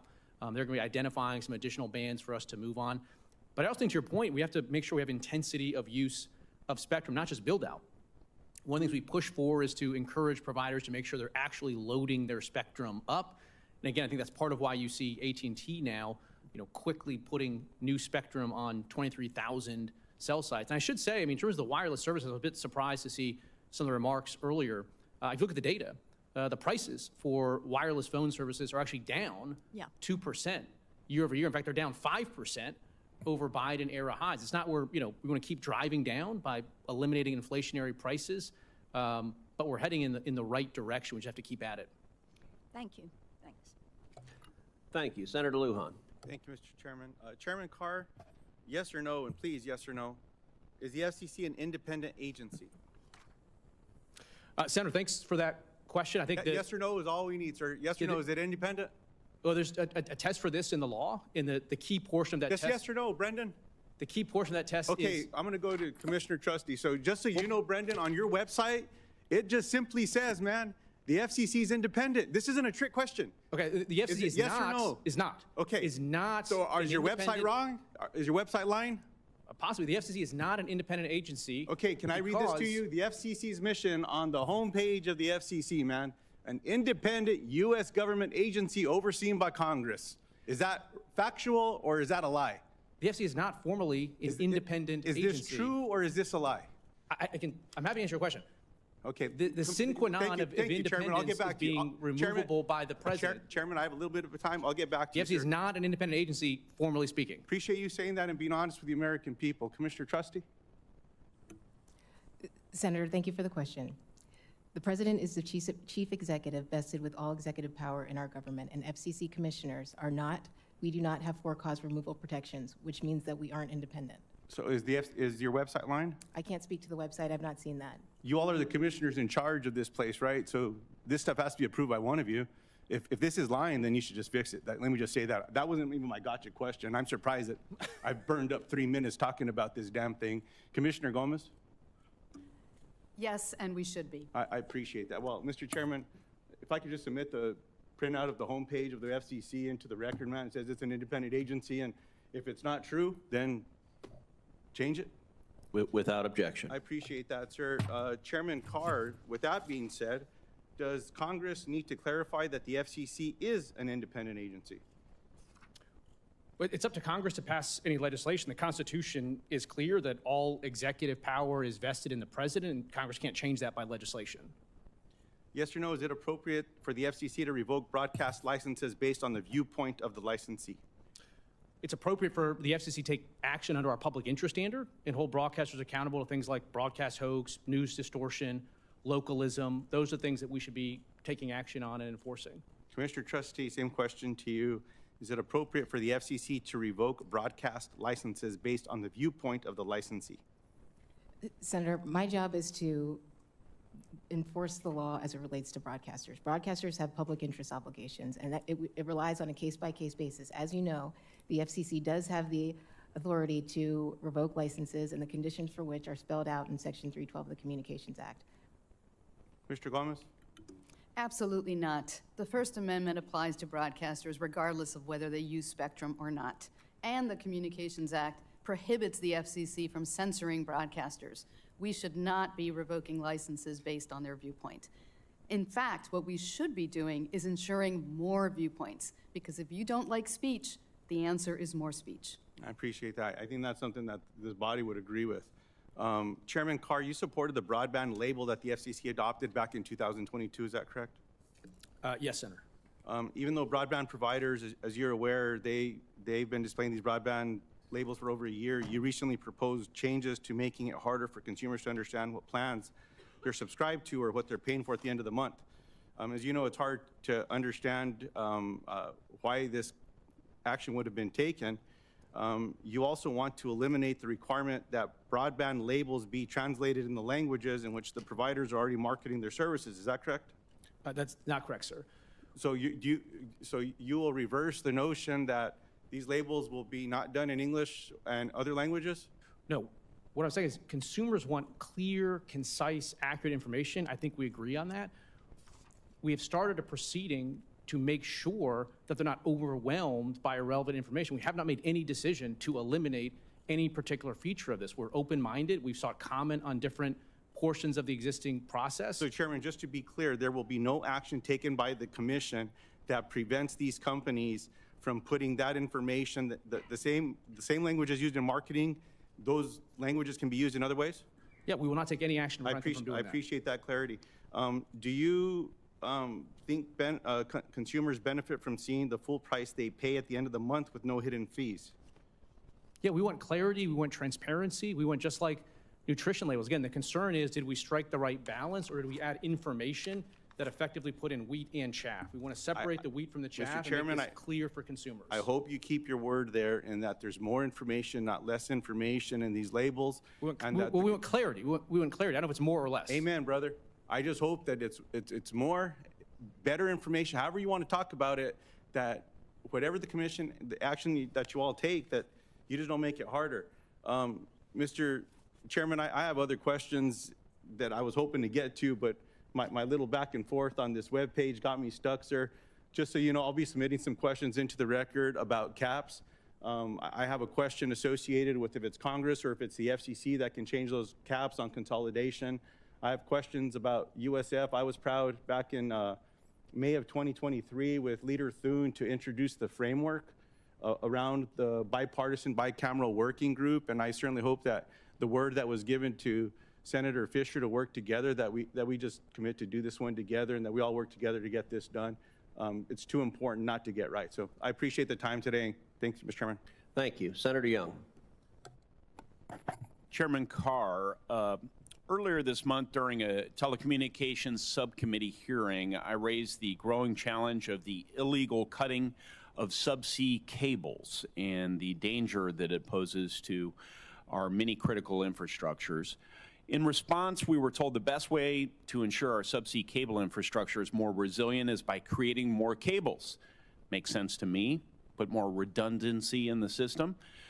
That would foster a more diverse ecosystem of cables, increasing the number of American-owned cables, expanding the capacity of American ships to fix and repair any damages, which, without deviating too much, that's the focus of my Ships for America Act. And lastly, by sending a message to our adversaries that such cuttings, again, of our undersea cables, will be treated as an attack on our critical infrastructure. So in line with this, can you speak, Mr. Chairman, to why accelerating and streamlining subsea cable deployment is important to U.S. economic and national security, and how the rule that you adopted earlier this year helps move the process towards clear, timely decisions? Thank you, Senator, and thanks for your work on all of those important legislative efforts that you're working on. Undersea cables are sort of the unsung hero of global communications. They carry roughly 99% of all internet traffic. They can be vulnerable to disruption. One of the things that we've taken as part of our Build America agenda is put new policies in place to invest in additional build out of undersea cables. As we do so, making sure that they're secure as well, including looking at foreign ownership issues related to undersea cables to make sure we're not introducing risks. And again, we're going to lead the world in AI and many other vectors. We have to have that infrastructure to carry it, and so I think we're heading in a good direction now. Thank you, Chairman. Commissioner Trusty, do you have any thoughts on this? Absolutely, Senator. Thank you for your leadership on undersea cables. I do think that streamlining permitting processes can help with redundancy, resiliency, and efficiency, and I think that goes to support economic growth, our technological leadership, and secure communication. So I think we're all headed in the right direction on this regard. Thank you. Wish Congress could learn from the leadership of the Commission in streamlining the permitting process of critical infrastructure. Perhaps we will in coming months. Commissioner Trusty, in that same rule, the FCC established requirements for applicants and licensees to create a cybersecurity and physical security risk management plan. How can that create a more resilient subsea cable network, and what else should we as Congress be doing to secure this infrastructure? Senator, thank you for the question. I think with respect to these risk management plans, we can identify threats, we can help reduce vulnerabilities, and to the extent there's sabotage or some kind of compromise, we'll have ready-made response plans in place to address these types of issues. In terms of what more Congress can do, I think Congress can promote more U.S.-led cable projects. I think that will be helpful to get foreign adversaries out of these types of networks. I also think we should look to diversify traffic patterns so we don't have a single point of failure in the event there is compromise or sabotage. And I think we can strengthen emergency response plans and disaster recovery initiatives so that we can have more secure critical infrastructure. Thank you. Good answer. Chairman Carr, The media marketplace has evolved drastically since its early days in the 20th century, and as a result, we have seen legislative and regulatory reforms advance to keep pace with the market. Over the past year, I've heard from many different stakeholders, including small and local broadcasters in Indiana, regarding potential action by the FCC to modify the current broadcast ownership cap. Can you explain to the committee what the impact to local broadcasters will be should the broadcast ownership cap be expanded? Thank you, Senator. We're looking at these issues and haven't made a decision, but there's a couple of potential guide stars here. One, if you look at local newspapers, they've been shutting by the thousands all across the country. And so if we care as a public interest matter about local news and local reporting, I think we have to start to look at policies that can create more incentives for investment there. And so one of the concerns that I have in media policy as a general matter is you got the national programmers, Comcast, Disney, and others that are increasingly dominating with respect to those local broadcasters. So we want to make sure that they do have the ability to invest in local news gathering because it's also more trusted. Local news is more trusted than the national media that's out there. And so we're balancing a couple of different policies there, and we'll see where we land. I completely agree with you. It's not just a matter of trust, however, it's also a matter of content. I think most everyone would agree.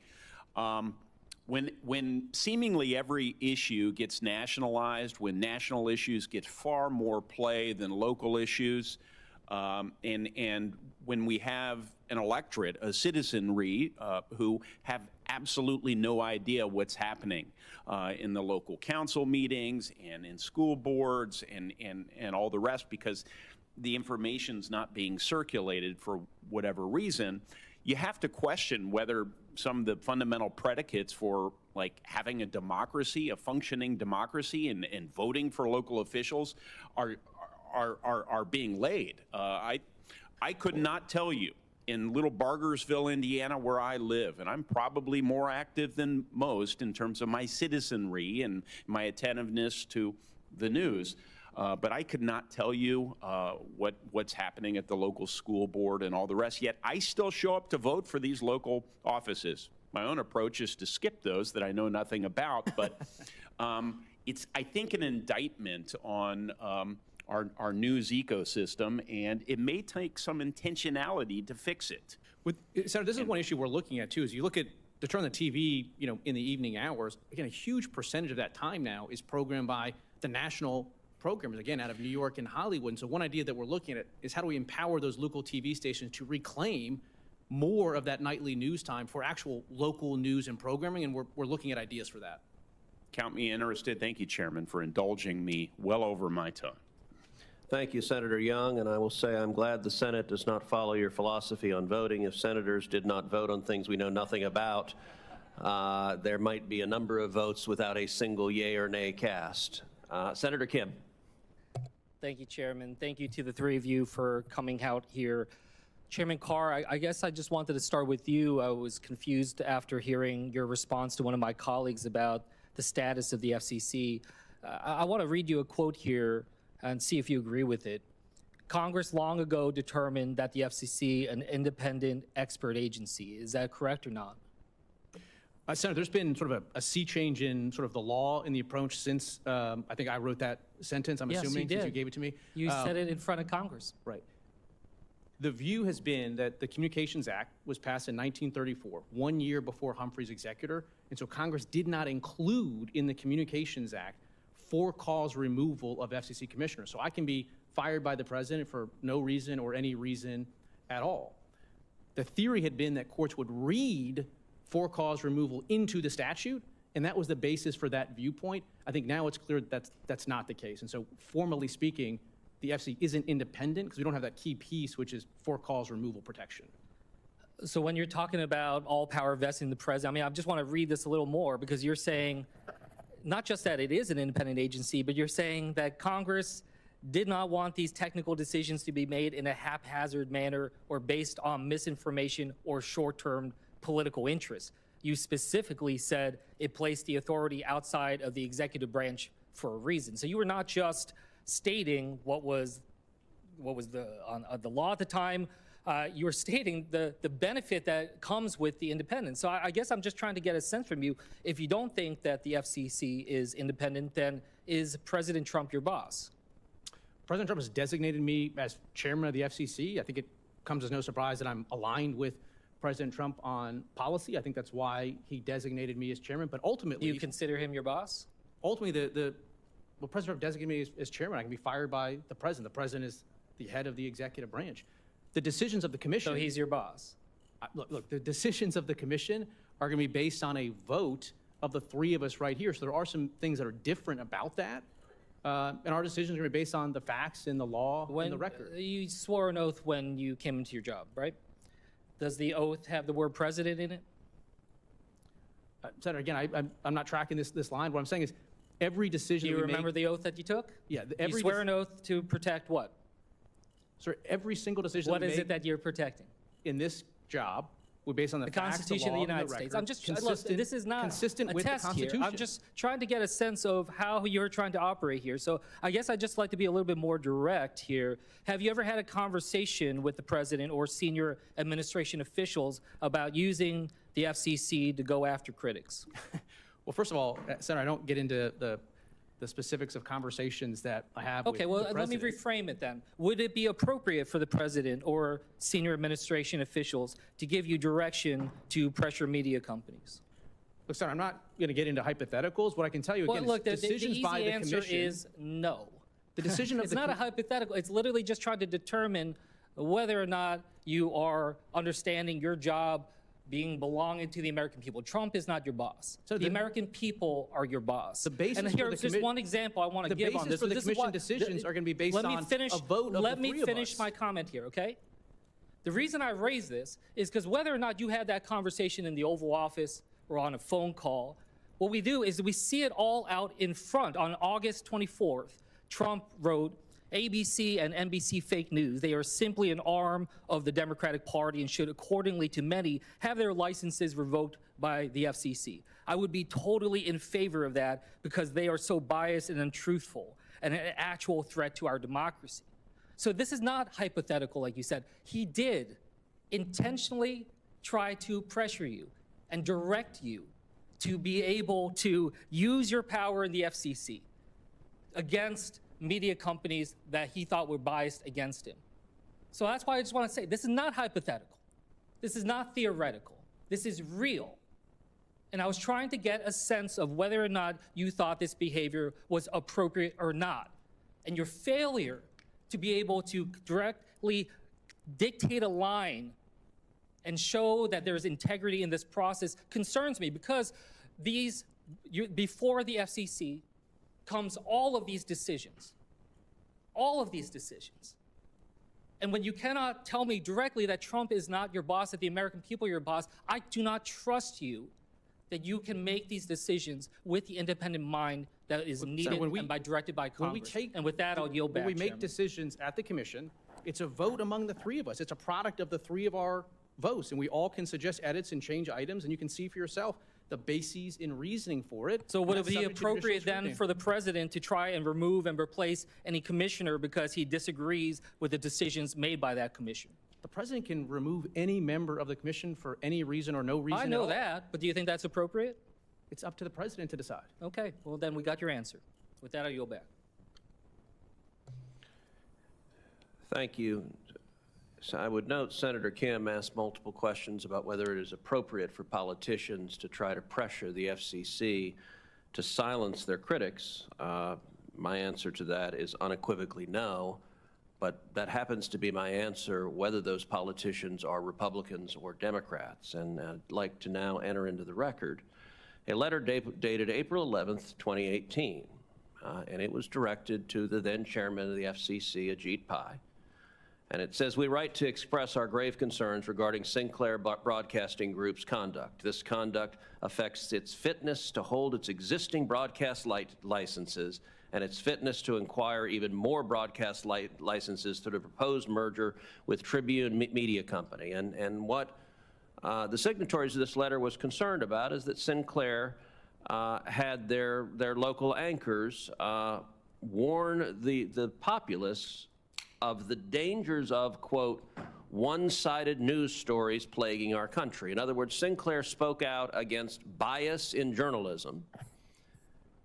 Apparently, our Democrat colleagues did not like that, and in writing, they urged the FCC to strip the licenses and block the merger, and this letter is signed by Maria Cantwell, by Patty Murray, by Ron Wyden, by Richard Blumenthal, by Bernie Sanders, by Tammy Baldwin, by Tom Udall, by Elizabeth Warren, by Ed Markey, by Tina Smith, by Jeff Merkley, and by Cory Booker. And so I am going to enter this letter into the record without objection. It is so entered. And I would point out the principles ought to apply to both sides evenly. I appreciate your comments. Could I say a quick rebuttal here?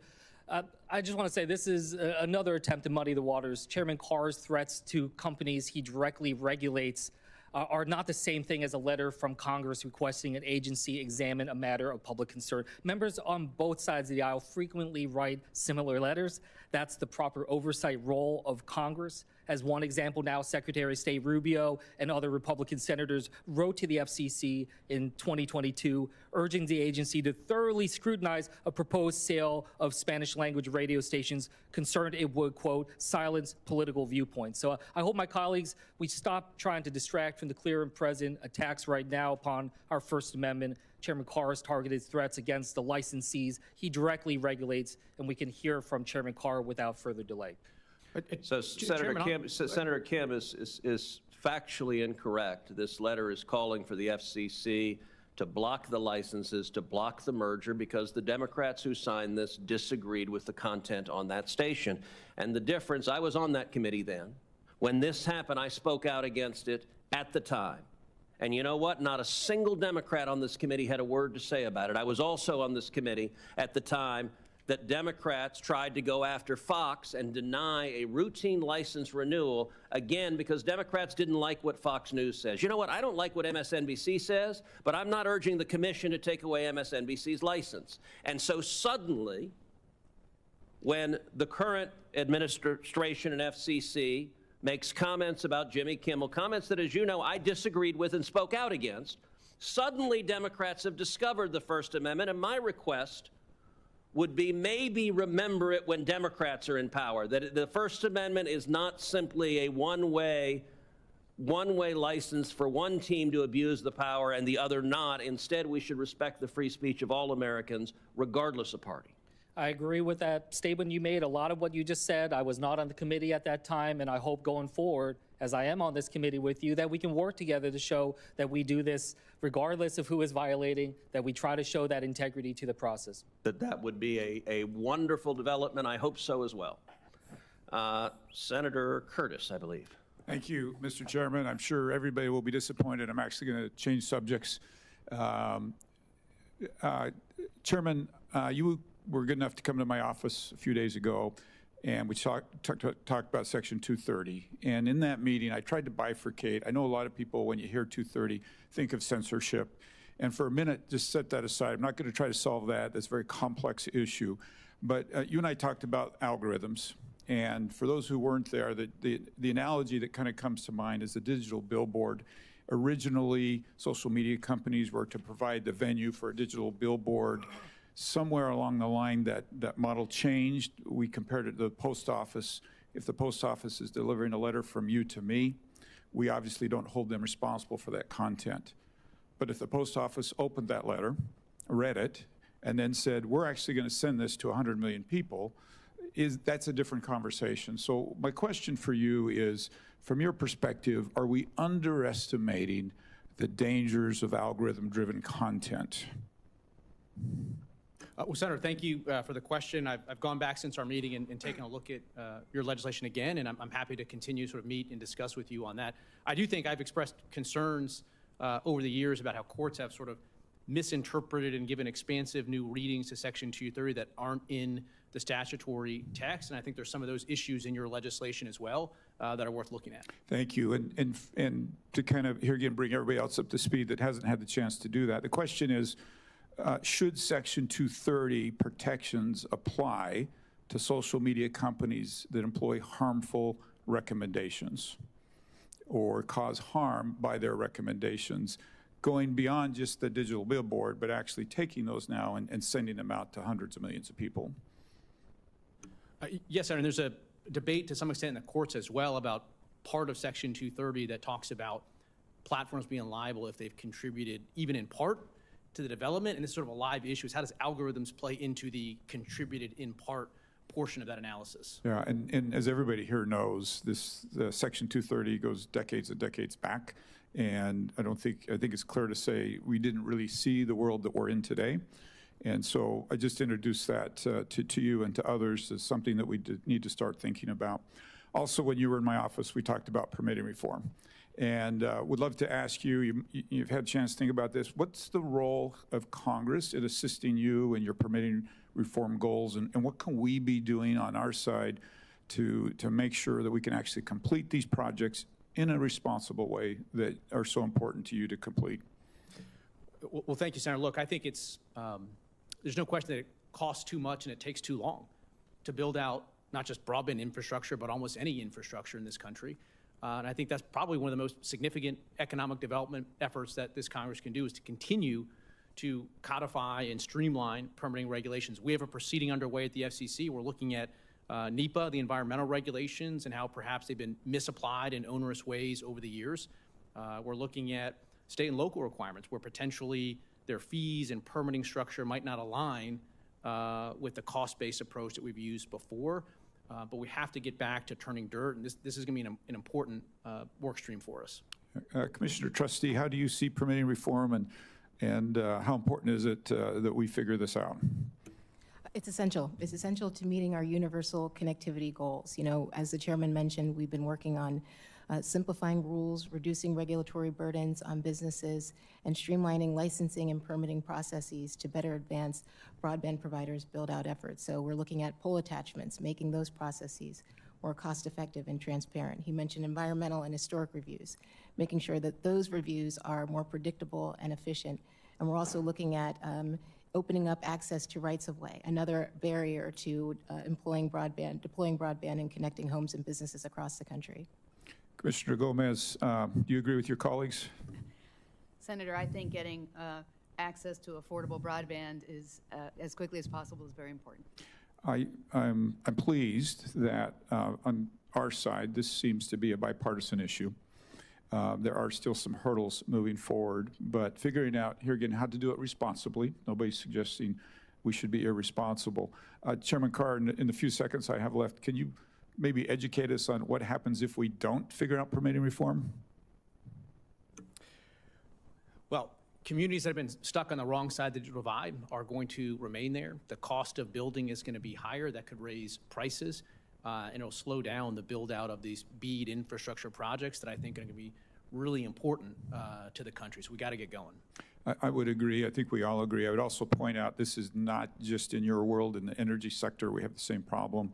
And we're really struggling as a country figuring out how to be able to allow things to move forward in a responsible way. And I hope that here in the Senate we can figure out a path forward for everybody that needs this. Thank you, Mr. Chairman. I yield my time. Thank you. Senator Blunt Rochester. Thank you, Mr. Chairman, and thank you to the witnesses.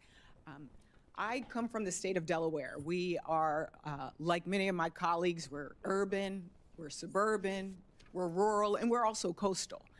For me and a lot of members here, we've been working on the digital divide for a very long time.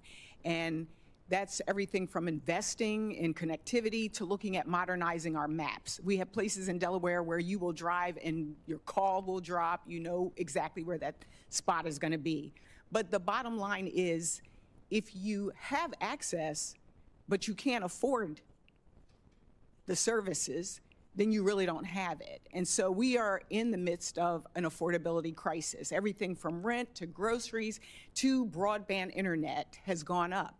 And it's clear that we have to be laser focused on affordability. So my first question is for you, Commissioner Gomez. Commissioner Gomez, Democratic leadership at the FCC in the past has emphasized affordability, competition, transparency, and closing the digital divide. Commissioner, from your perspective, how do affordability policies under the previous Democratic-led FCC compare to the current administration's affordability policies, and how specifically it relates to consumer outcomes? Thank you, Senator, for that question. This administration has really lost its focus on consumer issues, and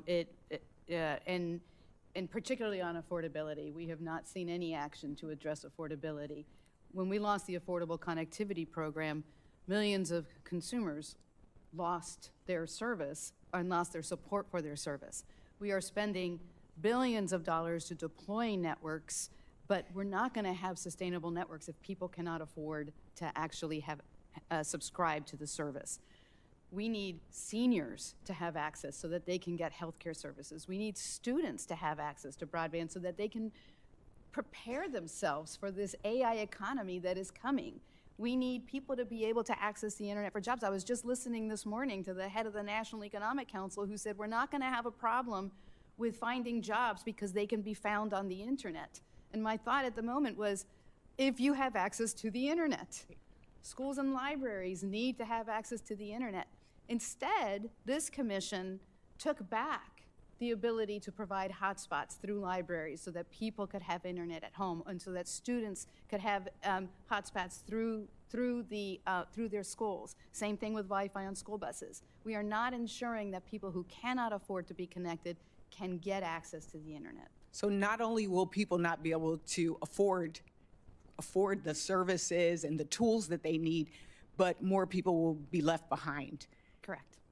Commissioner, as connectivity expands through the Internet of Things, AI, the future 6G networks, cybersecurity risks to consumers grow significantly.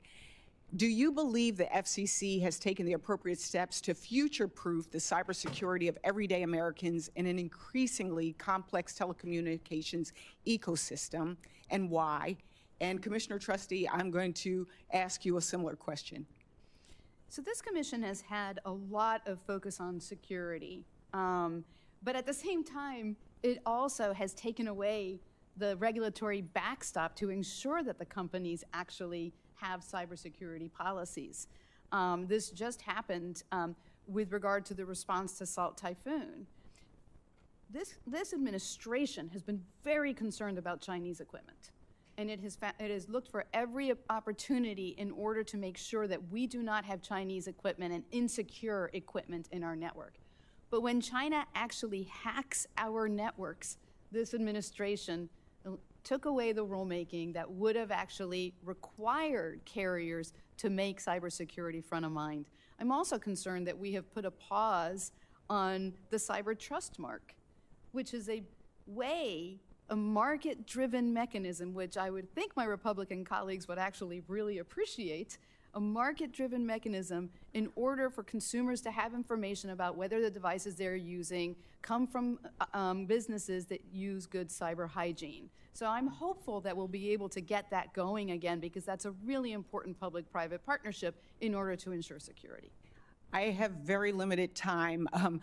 Commissioner Trusty, I'm going to ask you this question for the record, which is, you spoke about the need for the U.S. to keep pace with international telecommunications trends, including cybersecurity. And I was going to ask if you agree with Commissioner Gomez on her assessment and what else you'd like to add. So I will follow up with you on that. But I do, in the interest of time, want to spend a moment because I'm very, very concerned about Chairman Carr, your focus on ending was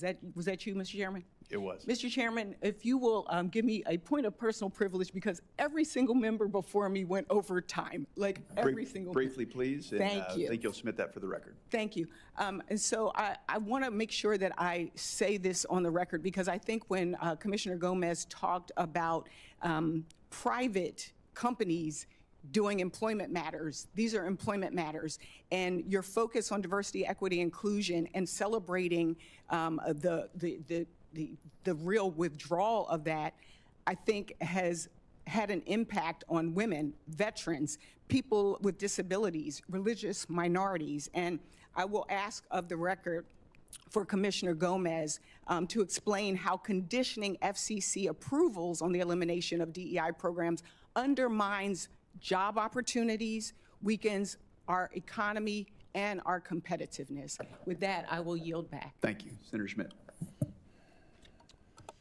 Thank you, Mr. Chairman. I have to say, every so often in this place, it almost feels like you're having an out-of-body experience where you're like watching something happen and you can't believe it's happening. So the idea that my Democrat colleagues are so offended that the First Amendment may be or may not be violated by some comment you made, I think is just extraordinary given the last 4 years that we lived through. I happen to know something about it. I filed the Missouri versus Biden lawsuit that a federal judge ruled was the most massive attack against free speech in U.S. history, where entire agencies, and we sat through the depositions, were weaponized against the American people on the instruction of the federal government, and not just one agency, but a leviathan of agencies that had words and phrases that you shall not utter in the United States of America or you are censored. So you don't get to censor speech, you don't get to outsource that censorship to universities or social media companies, which is exactly what was happening. And go as so far as to actually create, and I would challenge anybody in this committee if they raise an objection to this, literally a disinformation governance board in the United States of America. That you remember the Mary Poppins character who was singing? That's what I'm saying. In the United States of America, not like in 1898, not in 1799, like 3 years ago. And so to sit here and listen to all this stuff about, you know, wearing the white hat on free speech is laughable. Laughable. So anyway, that's not, I can't help myself sometimes. I wanted to get to these questions first, but just listening to this is incredible. So anyway, Mr. Carr, I do want to ask you about something that's, I don't think has been asked about.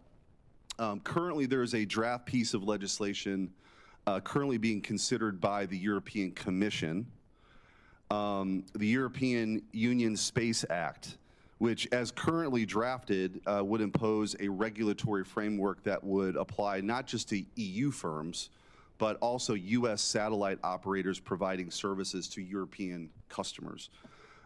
It appears specifically targeted at U.S. companies due solely to their size and their success that they've had. From the FCC's perspective, what concrete impacts would these proposed requirements have on U.S. licensed systems operating globally, particularly where the EU rules may duplicate or conflict with current U.S. requirements? Senator, thanks for the question. You know, we all know that for years, Europe has been engaged in protectionist conduct. They've been going after U.S. technology companies simply for being successful U.S. technology companies. What we're now seeing is the specific application of that same approach into the satellite sector. European regulators are using the rubric of European satellite sovereignty to suggest that you effectively have to be a European satellite company to do business in Europe. Unlike the technology space, there actually are national champion satellite providers in Europe that do business in America.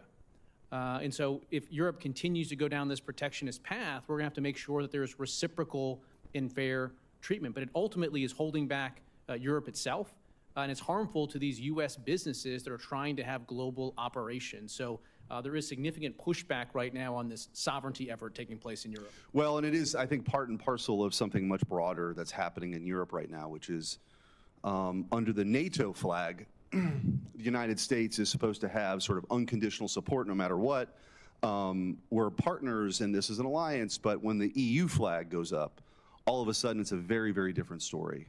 And I hope you do sort of push back on this idea, I think ill-timed and likely illegal, but we have levers in the toolbox too. It shouldn't be the case, but if they're going to go down this road, hopefully you all will make it clear to our European friends that this isn't appreciated. I do want to, briefly in the time I have left, Mr. Carr, the U.S. already has a, for that licensing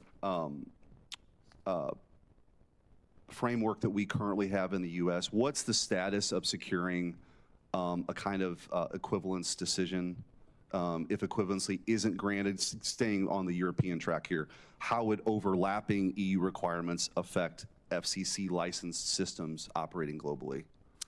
Well, for one, we're always going to look out for the interests of America and our consumers. So, for instance, we're looking at power level issues where perhaps Europe is in a different position than America.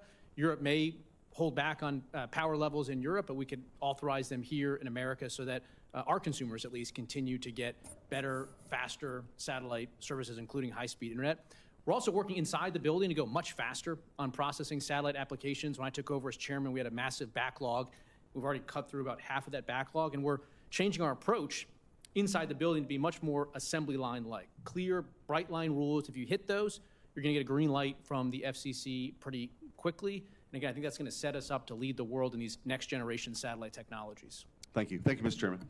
Thank you. Senator Peters, you're recognized. Thank you, Mr. Chairman, and to our witnesses today, thank you, all three of you, for being here today. Chair Carr, in 2019, you tweeted, I'm just going to quote your words directly from the tweet. You said, quote, "Should the government censor speech it doesn't like? Of course not.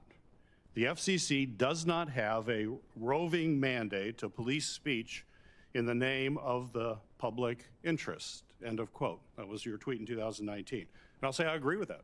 I think that was a good tweet in 2019. I think government censorship is absolutely dangerous to our democracy. In fact, according to a book which you may have read, How Democracies Die, written by two eminent political scientists, historically one of the key markers of a slide towards authoritarianism is attacks on freedom of the press. Part of the playbook, we've seen it over and over again. And that's why I was concerned about your actions this year, this fall alone. You have suggested that the FCC go after broadcasters that do not punish comedians. We've heard that here in the hearing.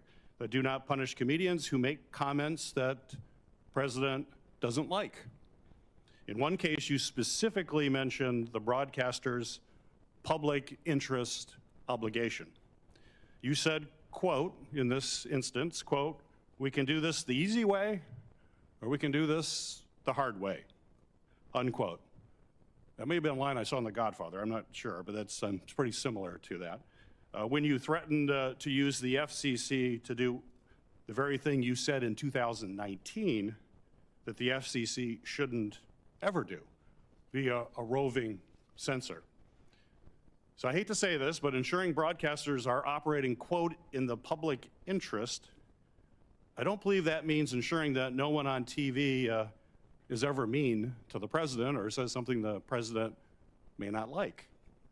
To act otherwise is to basically take a leaf out of the authoritarian playbooks that we've seen around the world. Vladimir Putin comes to mind as someone who openly intimidates and threatens folks in a similar manner.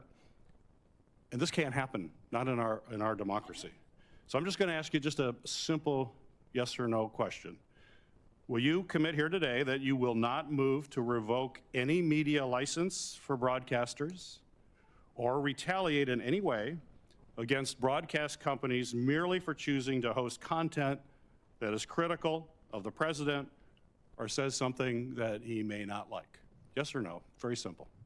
Senator, any broadcaster that complies with the public interest standard is not in any risk at all. If a broadcaster is engaging in broadcast hoax or violation of news distortion policy or political equal opportunity, there's going to be work for the FCC potentially there. So yeah, but this should be a pretty easy question. Do you think the FCC should protect free speech?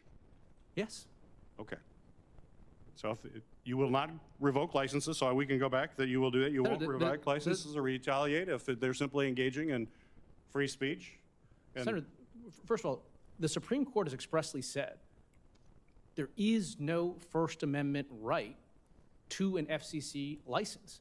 And the Supreme Court has said that the FCC enforcing the public interest standard on licensees is not a violation of the First Amendment or censorship. And you get to determine what is the public interest. So if the president is offended, you think, wow, that's the public interest. No one should ever offend a president. That seems to be counter to our whole history in this country. People are always critical. I don't care who the president is, a Democrat or a Republican. We should be able to make fun of them. That's what a healthy democracy is. You can make fun of your leaders. I'm trying and kind of speak truth to power. So I don't understand that.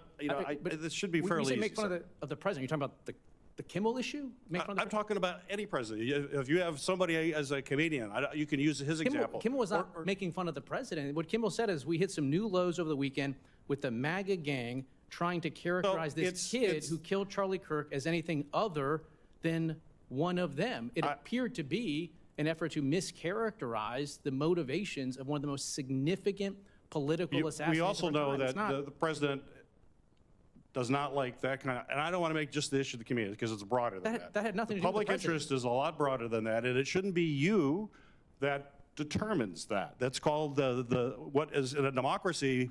People are free to, Senator, they're free to say things that you may not like, I may not like. But that's why we always defend that. Well, I'm Congress running out passed of the time law. here. But Congress passed Commissioner a law Gomez, I'm running charging out of the time. FCC Commissioner with Gomez, enforcing the public interest standard. If they want something different, then they need to change Carr, the law. I've got limited time here. Senator's time. Commissioner Gomez, could I have a few moments, Chair, given the filibuster here? Commissioner Gomez, it's true that the FCC has not actually followed through on threats to revoke broadcasters' licenses over content that the Trump administration disagrees with, despite the chairman's threats to do so. Could you discuss how public comments and actions taken so far by the FCC related to major broadcaster editorial choices have been received by the media? And do you think the FCC actually needs to revoke licenses in order to have a chilling effect? Thank you for that question, Senator. This administration has been on a campaign to censor content and to control the media and others, any critics of this administration. And it is weaponizing whatever levers it has in order to control that media. That includes using the FCC to threaten licensees. And broadcasters are being chilled. We are hearing from broadcasters that they are afraid to air programming that is critical of this administration because they're afraid of being dragged before the FCC in an investigation. It'll be costly. It's still unconstitutional to revoke licenses based solely on content that the FCC doesn't like. And let's be clear, we need to define what we mean by operating in the public interest if we're just going to use it as a means to go after any content we don't like. Broadcast hoaxes, that rule was put in place because of Orson Welles and the War of the Worlds. And our news distortion policy does not mean any content we don't like. It requires a very specific circumstance in order to be used, which is why it's really never used. The First Amendment governs what we do, as does the Communications Act prohibition on censorship, and this commission is abusing that. Thank you, Senator. Senator, look, if broadcasters are hesitating today before running broadcast hoaxes or news distortions or rigging or slanted news, I think that's a good direct the thing. question to you. Thank you. I'm going to recognize myself. Thank you. Wait. Thank you. Let's talk about robocalls. I don't think you've talked about that today. You know, your testimony mentioned the work that you and the FCC are doing to protect the integrity of the robocall mitigation database, Chairman. And at nearly every telephone town hall that I do, and including one last week, the folks always bring up robocalls. They feel overwhelmed by them. They feel that they perpetrate real harm. They give examples. As I'm around the state, people talk about robocalls, huge concerns, especially as we have things like AI-generated personalized voices, and the scams become more and more sophisticated and easier to carry out. So, Chairman, again, thank you all for being here. Chairman, what can the FCC do to proactively protect folks, and how can you stay ahead of the curve with these changing criminal tactics? This is the number one consumer complaint we get at the FCC. Historically, it's felt like a game of whack-a-mole. We'd put a technology solution in place. We'd go after a single bad actor, but this would just pop up in another way. What we're doing right now is we're taking an approach where we're tackling illegal robocalls at every single portion of the call lifecycle. We're making it harder to get access to telephone numbers.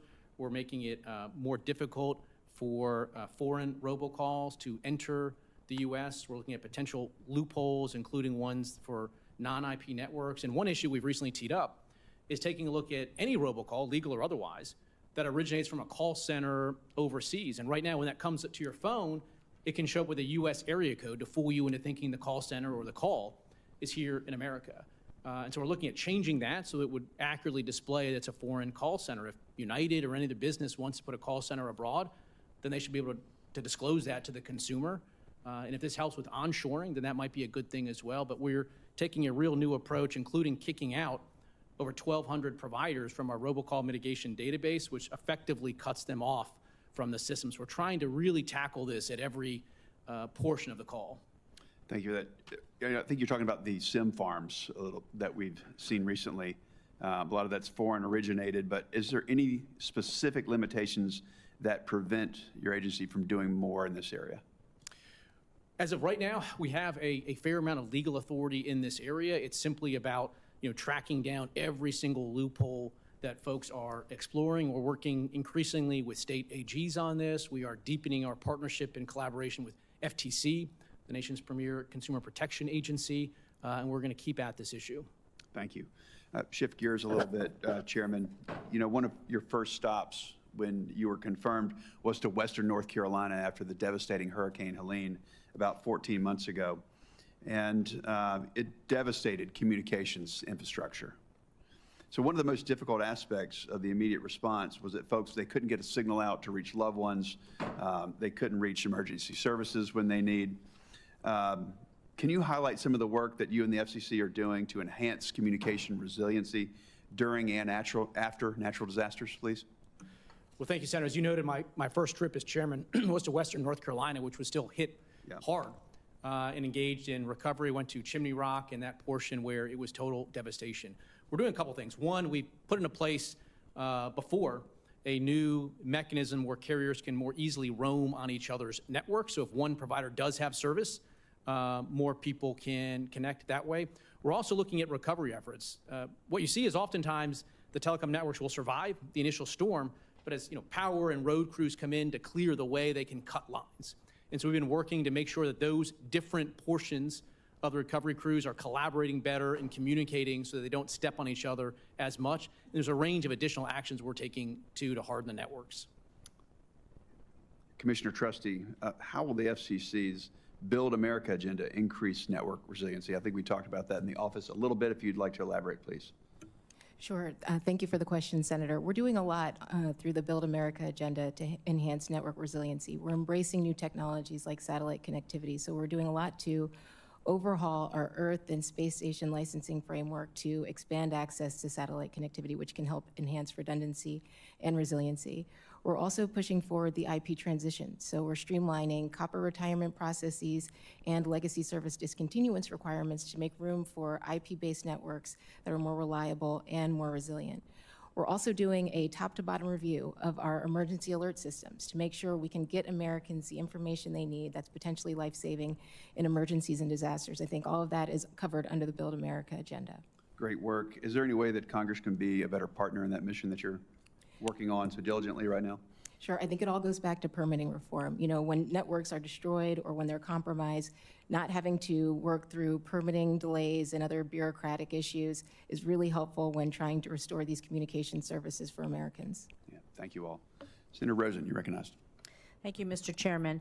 I want to remind the witnesses here today that the Constitution stands. The Constitution overrides regulatory bodies. The First Amendment is what we base our communications on. The Constitution and the Bill of Rights stands above all. I'm going to build a little bit upon what Senator Peters talked about and others did too, because I am worried about a threatening environment for our media. And so I will say, following Jimmy Kimmel's monologue on September 16th, Chairman Carr, you publicly said this: we can do it the easy way or the hard way. Now, maybe you like movies, maybe you don't, maybe you've never seen The Godfather, but we all have. So I'm going to just ask an additional question, and I want you to clarify yes or no, please, because my time is limited here. Was this an implicit threat to ABC and its affiliates to take Jimmy Kimmel off the air, or ABC and its affiliates face consequences, such as losing broadcasting license or having proposed mergers blocked. Is this how government works now? The threat of losing your license? Yes or no, please, because I have more questions.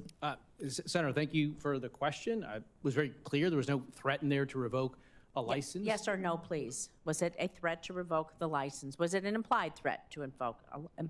There was no threat to revoke a license there. What I'd been talking about was the FCC's news distortion policy. I'll take that as a no, please. Thank you. Thank you. Thank you. I appreciate that. I'm going to move on to another question about edited interviews.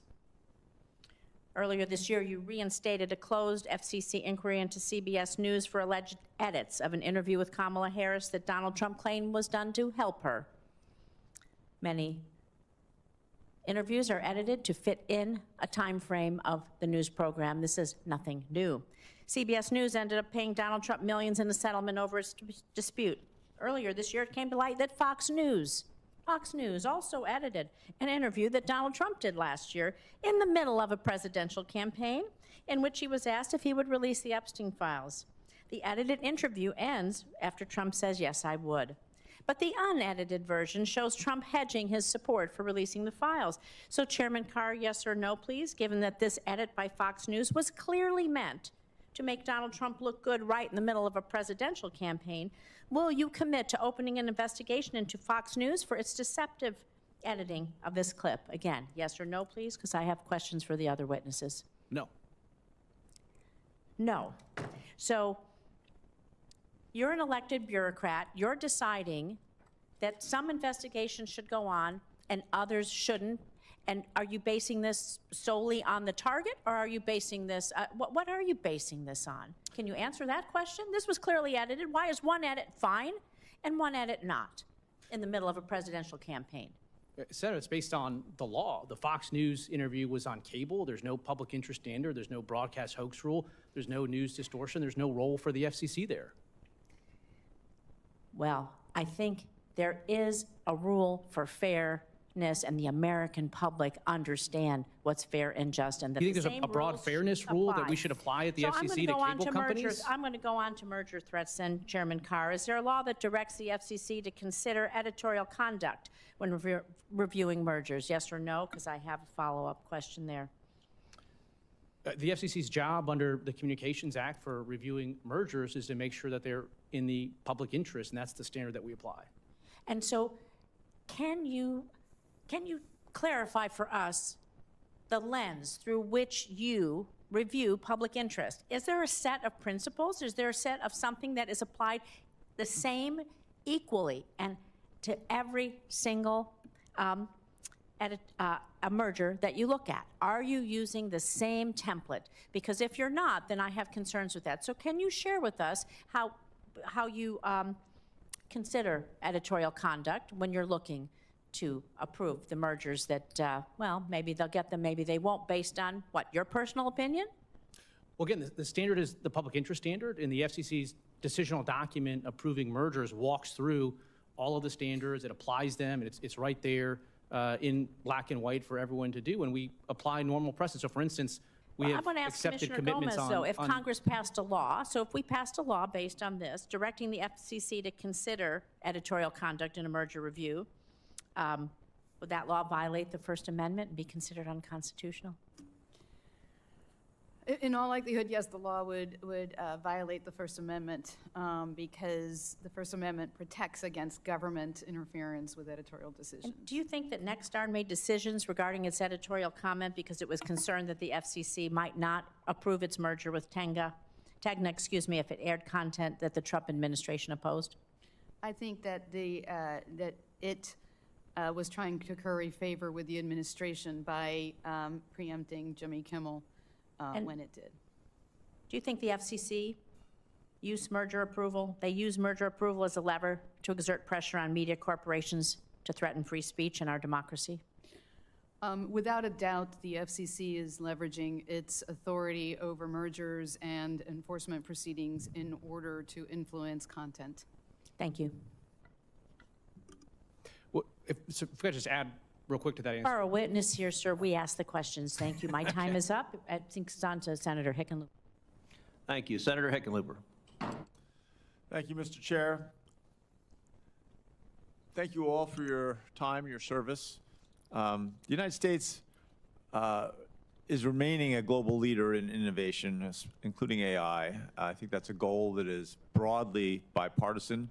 As a former governor in Colorado, I recognize that states are rightfully the laboratories of democracy. The President's recent executive order on AI directs the FCC to consider withholding funds to states that have AI laws that could be in conflict with stated goals.